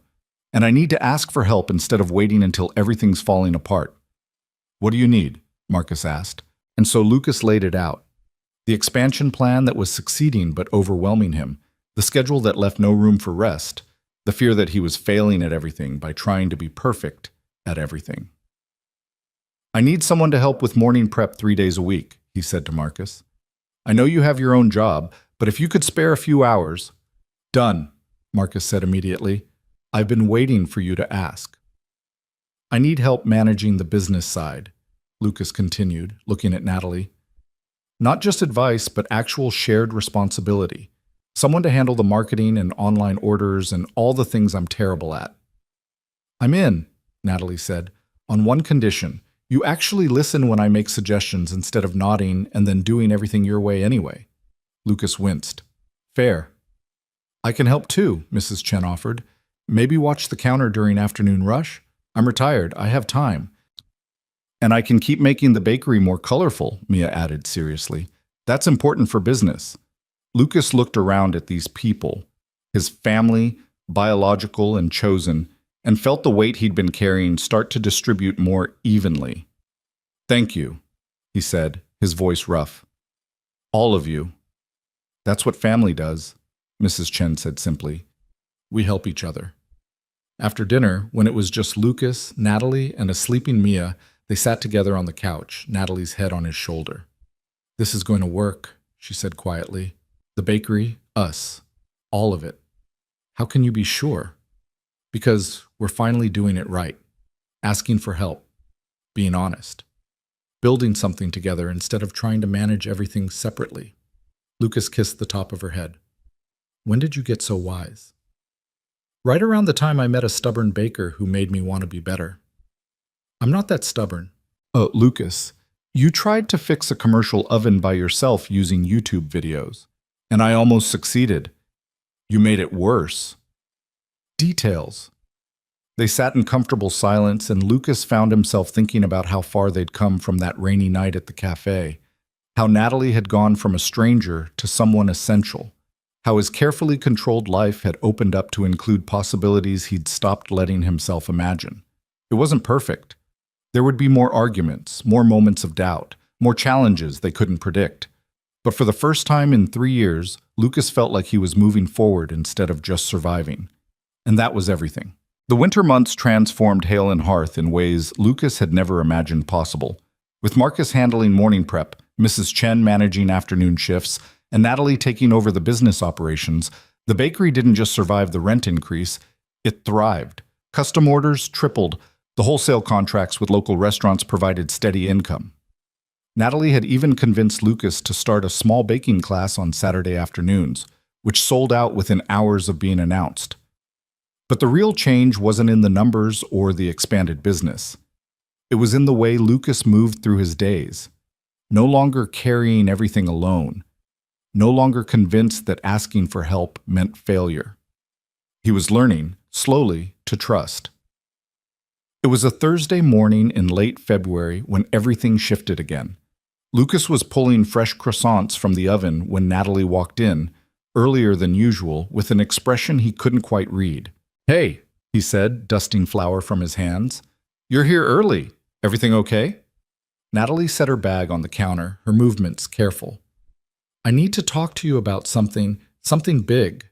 Lucas's stomach dropped. Those words never preceded good news. "What's wrong?" "Nothing's wrong. At least, I don't think it is." She took a breath. "I got offered a promotion. Senior Vice President of Crisis Management for the entire Western region." "Natalie, that's amazing." Lucas moved around the counter to hug her, but something in her expression stopped him. "Isn't it?" "It's what I've been working toward for years. More money, more responsibility, more influence. Everything I thought I wanted."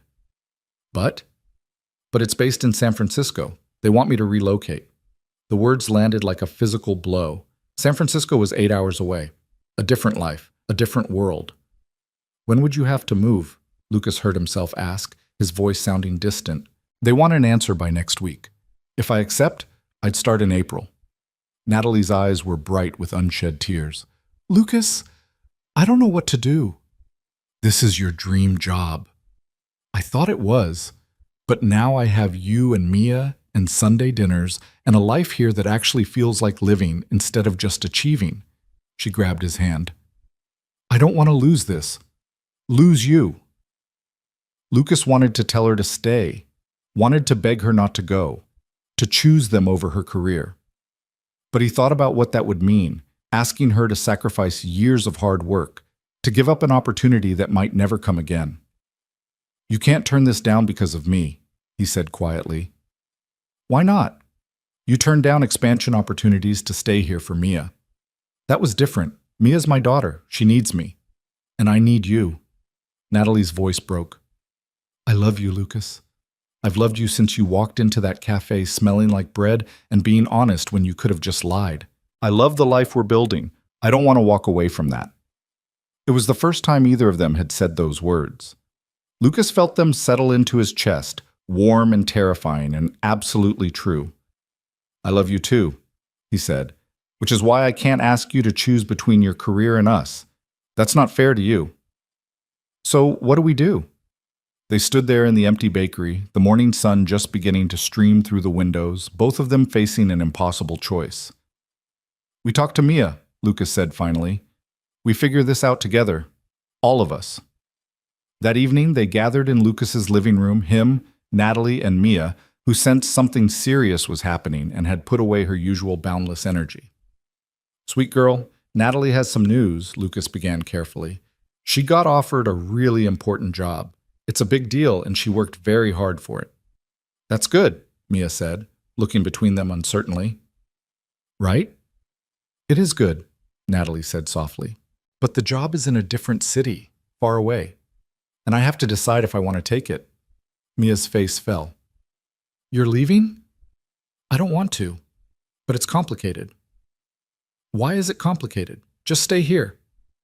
"It's not that simple, baby," Lucas said. "This job is really important to Natalie. It's something she's wanted for a long time."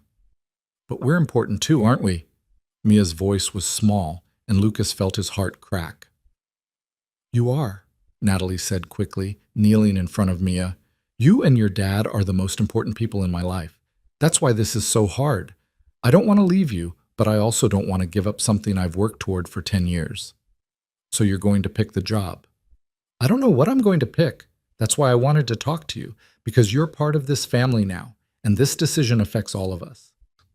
Mia was quiet for a long moment, her face serious in that way children get when they're trying to understand adult problems.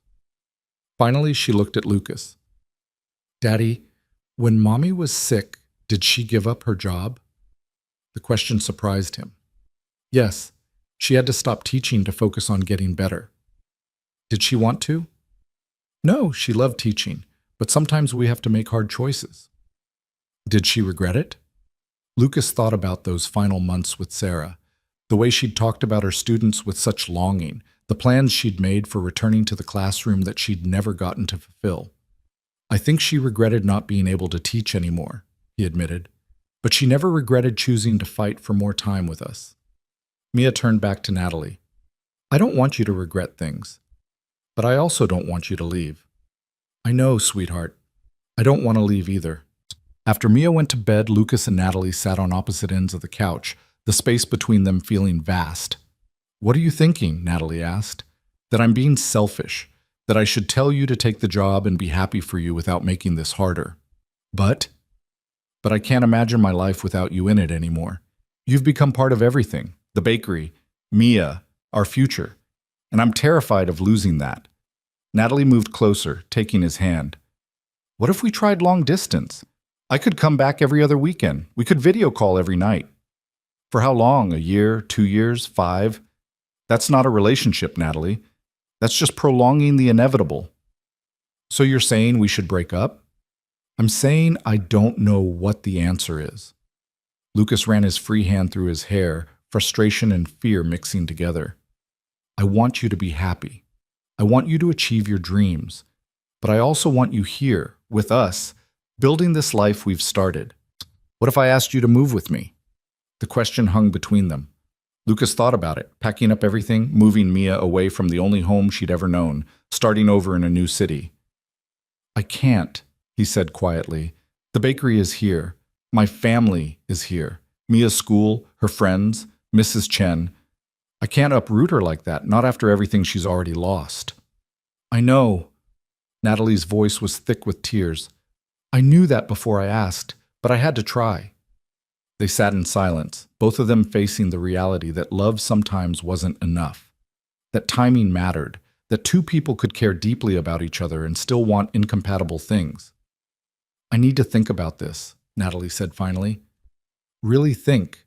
Can you give me a few days?" "Take whatever time you need." She left shortly after, and Lucas sat alone in his living room, staring at the wall where Mia had hung her butterfly drawings. He thought about the past few months, how his life had expanded to include someone else's dreams and fears and daily presence, how he'd learned to make room for another person in a way he'd thought he never would again. And now he might lose it all. The next few days passed in a strange limbo. Natalie came to the bakery each morning, but their conversations were stilted, both of them careful around the decision hanging over them. Mia noticed and asked questions Lucas didn't know how to answer. Marcus found him on Saturday, closing up the bakery after the last baking class. "You look terrible," Marcus said bluntly. "Thanks, that's helpful." "What are you going to do?" "About what?" "Don't play dumb. About Natalie. About the job offer. About the fact that you're walking around like someone died. Lucas sank onto one of the bakery chairs. What can I do? I can't ask her to stay. I can't move. There's no solution here. Have you actually talked to her about what you want? Or are you just assuming it's hopeless? I know what I want. I want her here. But wanting something doesn't make it possible. Marcus pulled up a chair across from him. You know what your problem is? You're so busy protecting everyone else that you've forgotten to fight for yourself. You let Sarah make all the hard decisions when she was sick. You built your entire life around what was safe for Mia, and now you're about to let the woman you love walk away because you're too afraid to ask her to stay. That's not fair, isn't it? When was the last time you took a risk? When was the last time you said what you actually wanted instead of just accepting what seemed reasonable? Lucas wanted to argue, but the words stuck in his throat. Because Marcus was right. He'd spent 3 years playing it safe, choosing security over possibility, protecting his daughter from hurt by protecting himself from hope. What if I ask her to stay and she resents me for it? Lucas said quietly. What if you don't ask and you both regret it for the rest of your lives? That evening, Lucas called Natalie. Can you come over? I need to talk to you. She arrived 20 minutes later, still in her work clothes, her expression guarded. They sat on his couch, and Lucas took her hands in his. I've been doing this all wrong, he said. I've been so focused on being fair, on not asking too much, that I forgot to be honest about what I actually want. What do you want? I want you to stay. I want you to turn down the job and choose us. The words came out in a rush. I know that's selfish. I know it's asking you to give up something huge. But I can't pretend I'm okay with you leaving. I'm not. Natalie's eyes filled with tears. Lucas, I'm not done. I know you've worked for this opportunity. I know it's everything you thought you wanted. But I also know that you've been happier these past few months than I've ever seen you. You laugh more. You breathe easier. You've built a life here that matters. My career matters too. I know it does. And I'm not asking you to give up your career. I'm asking you to build it here, with us. Start your own consulting firm. Use all that expertise to help local businesses instead of corporations. Teach crisis management at the university. There are 1,000 ways to use your talents that don't require you to move 8 hours away. That's a huge risk, starting over. I know, but I took a risk on you that rainy night in the cafe, and you took a risk on me and Mia, and all of it has been worth it. Lucas squeezed her hands. I love you, Natalie. Mia loves you. We want you in our lives, not just for now, but for everything. For the hard days and the good days and all the ordinary days in between. I love you too, Natalie whispered. So much that it scares me. Then be scared with us. Stay and build something real instead of chasing something that might leave you just as empty as you were before. Natalie pulled her hands away, and Lucas felt his heart sink. But then she was cupping his face, tears streaming down her cheeks. I already made my decision, she said, 3 days ago. I just didn't know how to tell you. What decision? I'm staying. I turned down the job. Lucas stared at her, unable to process the words. You what? I turned it down. I called them Wednesday and said thank you, but no, that I had something more important here. Natalie, why didn't you tell me? Because I needed to be sure it was my choice, not something I did because you asked or because Mia needed me. I needed to choose this for myself. She smiled through her tears. And I did. I choose us. I choose this life we're building. I choose Sunday dinners and bakery mornings and your daughter's honest questions and all of it. Lucas pulled her close, holding her tight as relief and love flooded through him. Are you sure? Really sure? I've never been more sure of anything. Natalie pulled back to look at him. I called the university yesterday. They're interested in having me teach a crisis management course, and I've had 3 local businesses reach out about consulting work. It's not a VP position in San Francisco, but it's real, and it's mine, and it lets me stay here with you. I can't believe you did this. I can't believe it took me so long to figure out what I actually wanted.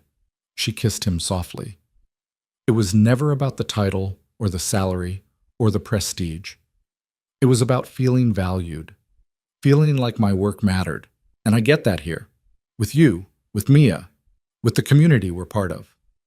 They sat there holding each other, and Lucas felt something settle deep in his chest. The future he'd been afraid to imagine was becoming real. "We should tell Mia," he said finally. "Together? Always together." They went to Mia's room, where she was supposed to be sleeping but was clearly reading under her covers with a flashlight. "We can see the light, sweet girl," Lucas said, trying not to smile. Mia emerged looking guilty but curious. "Are you guys okay now? You were sad." "We're more than okay," Natalie said, sitting on the edge of the bed. "I wanted to tell you that I'm staying. I'm not taking the job in San Francisco." Mia's face lit up. "Really? You're staying forever?" "Well, I'm staying in the city, and I'm staying with you and your dad. Is that okay?" Instead of answering, Mia launched herself at Natalie, hugging her tight. "Yes, that's so okay!" Lucas watched them, his daughter and the woman he loved, and felt grateful for every choice that had led him here. For Marcus's food poisoning, for that rainy night at the cafe, for being brave enough to try. The next few months unfolded with a sense of rightness that Lucas had never experienced before. Natalie officially moved into a small apartment closer to the bakery, started teaching her course at the university, and took on 3 local businesses as consulting clients. She was busier than ever, but in a way that energized rather than drained her. The bakery continued to grow. Lucas hired 2 part-time employees, expanded the wholesale contracts, and even started planning a second location across town. It was ambitious, maybe reckless, but with Natalie and Marcus and Mrs. Chen supporting him, it felt possible. And through it all, Mia thrived. She had her dad, her uncle, her adopted grandmother and Mrs. Chen, and Natalie, who'd quietly become one of the most important people in her life. It was a Sunday evening in late spring when everything came together. They'd finished dinner, Lucas's famous lasagna, a new favorite, and Mia had convinced everyone to play board games in the living room. Marcus had joined them, as had Mrs. Chen, and the small apartment was filled with laughter and friendly competition. Lucas sat back, watching Natalie help Mia count her game pieces, watching Marcus argue good-naturedly with Mrs. Chen about the rules, and felt complete. Later, after everyone had left and Mia was asleep, Lucas and Natalie sat on his small balcony, looking out at the city lights. "I've been thinking about something," Natalie said quietly. "What's that?" "About the future. About us." She turned to look at him. "Where do you see this going?" Lucas had learned not to deflect these questions. "I see you in every part of my life, in the bakery, in this apartment, in Mia's future. I see Sunday dinners for the rest of our lives. I see building something permanent." "Permanent like what?" He met her eyes. "Permanent like marriage, like you becoming Mia's stepmom. Like this family we've built becoming official." Natalie's breath caught. "Is that a proposal?" "Not yet. I don't have a ring, and this balcony isn't exactly romantic, but it's a promise that when I do propose, and I will, I'll already know your answer." "Will you?" "Yeah." Lucas took her hand. "Because we've done this backward. We've already built a life together. We've already faced the hard stuff, the arguments, the compromises, the moments when we almost walked away. We know what we're getting into." "So you're saying the proposal is just a formality?" "I'm saying the proposal will be a celebration of everything we've already chosen, together." Natalie leaned in, kissing him soft and slow. "I love you, Lucas Hale. And for the record, when you do ask, the answer is yes." "Good to know. I'll file that information away for later." "How much later?" "You'll have to wait and see." The proposal came 3 months later, on a Saturday morning at the bakery. Lucas had planned something elaborate, a fancy restaurant, flowers, the whole production. But when Natalie showed up at 6 a.m. to help with morning prep, her hair messy and her eyes still sleepy, wearing one of his old bakery t-shirts, he realized this was the moment. This was them. Real and imperfect and absolutely right. "Marry me," he said, right there in the middle of the kitchen with flour on his hands and the scent of rising dough filling the air. Natalie looked up from the coffee she was pouring, startled. "What?" Lucas pulled the ring from his pocket, a simple band with a small diamond that had belonged to his grandmother. "Marry me. Make this official. Be Mia's stepmom and my wife and the person I build everything with for the rest of my life." "Lucas, we're covered in flour." "I know. It's perfect." Natalie started laughing, tears streaming down her face. "You're proposing in a bakery at 6 in the morning. I'm proposing in the place where everything important happens, where I spend my mornings, where we fell in love, where our life actually is. She crossed the kitchen in 3 steps, throwing her arms around him. Yes. Yes, of course, yes. He slid the ring onto her finger, and they stood there holding each other while the ovens heated and the bread rose and the morning light started filtering through the windows. Should we wake up Mia? Natalie asked. Let's tell her at breakfast, at home, as a family. They finished the morning prep together, both of them grinning like fools, stealing kisses between batches. By the time Lucas opened the bakery doors, he couldn't hide his joy. Charlie Martinez noticed immediately. You look different. What happened? I'm getting married. The news spread through the morning customers like wildfire. Congratulations poured in from regulars who'd watched Lucas and Natalie's relationship develop over the past year. Mrs. Patterson cried. 3 different customers offered to make the wedding cake before Lucas reminded them he owned a bakery. When they finally made it home, Mia was awake, eating cereal at the kitchen table. Guess what? Lucas said, sitting down next to her. What? I asked Natalie to marry me this morning. Mia's spoon clattered into her bowl. Really? And she said yes? She said yes. Mia looked at Natalie's hand, seeing the ring for the first time. Then she looked up at both of them, her expression serious. Does this mean Natalie will be my mom? Natalie knelt beside Mia's chair. I'll be your stepmom. Your mom will always be your mom. No one can replace her. But I'll love you and take care of you and be here for you always. Is that okay? Mia thought about this carefully, then she nodded. That's okay. Can I call you Mom? Natalie's eyes filled with tears. If you want to, when you're ready. I'm ready. Mia stood up and hugged Natalie tight. I'm really happy you're staying forever. Me too, sweetheart. Me too. The wedding was small and perfect, held in the bakery on a Sunday afternoon in October. 1 year after that rainy night when Lucas had walked into a cafe to apologize for his brother. The space had been transformed with flowers and lights, the tables pushed aside to create an aisle between the ovens and the front counter. Mia was the flower girl, taking her job very seriously. Marcus stood as best man, making a toast that had everyone laughing and crying. Mrs. Chen sat in the front row, beaming. And Grace, Natalie's assistant, who'd started this whole thing by setting up that blind date, caught the bouquet and declared it fate. Lucas stood at the makeshift altar, really just a cleared space near the display case, and watched Natalie walk toward him in a simple white dress, her hair loose around her shoulders, her smile radiant. When she reached him, she whispered, You know this is crazy, right? Getting married in a bakery? Everything about us has been crazy, he whispered back. Why stop now? They exchanged vows they'd written themselves, promises about showing up, about being honest, about fighting for each other even when it was hard. They talked about flour and cinnamon rolls and second chances. They promised to make room for each other's dreams while building new ones together. And when they kissed, sealing everything they'd chosen and everything they'd become, the small crowd erupted in cheers. The reception lasted late into the evening, filled with dancing and laughter and the best food anyone had ever tasted, because of course Lucas had catered his own wedding. Mia fell asleep on a pile of coats in the corner around 9, and they let her sleep, this child who'd been brave enough to welcome someone new into her heart. Late in the evening, Lucas and Natalie snuck outside for a moment alone, standing under the same awning where he'd first hesitated before walking into that cafe a year ago. No regrets? Lucas asked, pulling his wife close. Not a single one. You? Just that I waited so long to let this happen. We both waited. But maybe we needed to. Maybe we needed to become the people who were ready for this. Lucas thought about the man he'd been a year ago, closed off, scared, convinced that safety meant staying small. And he thought about who he was now, someone who'd learned to take risks, to ask for help, to believe that he deserved good things. Thank you, he said. For what? For showing up at my bakery, for staying, for choosing this life with us even when you had other options. Natalie smiled up at him.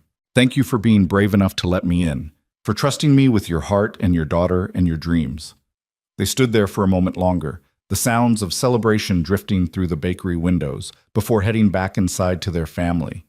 Life continued forward from there in the way real life does. Not perfect, but full. The second bakery location opened successfully. Natalie's consulting business grew. Mia started calling Natalie Mom more often, though she still talked about Sarah and kept her picture by her bed. They had arguments and made up. They had days when work overwhelmed everything and days when they laughed until they cried.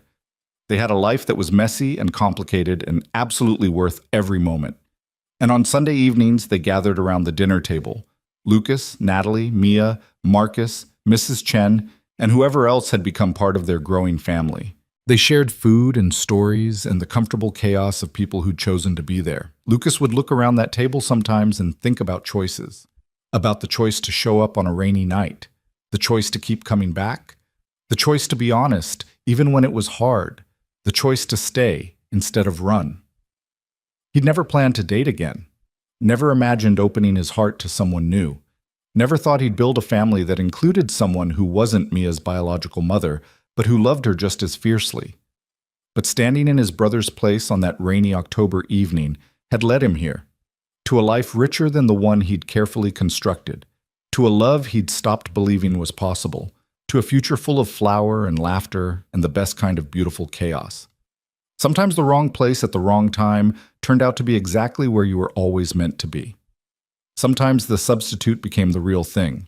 Sometimes saying yes to something unexpected changed everything. And sometimes the single dad who never planned to date found exactly what he didn't know he was looking for. Not perfection, not safety, but something better. He found home.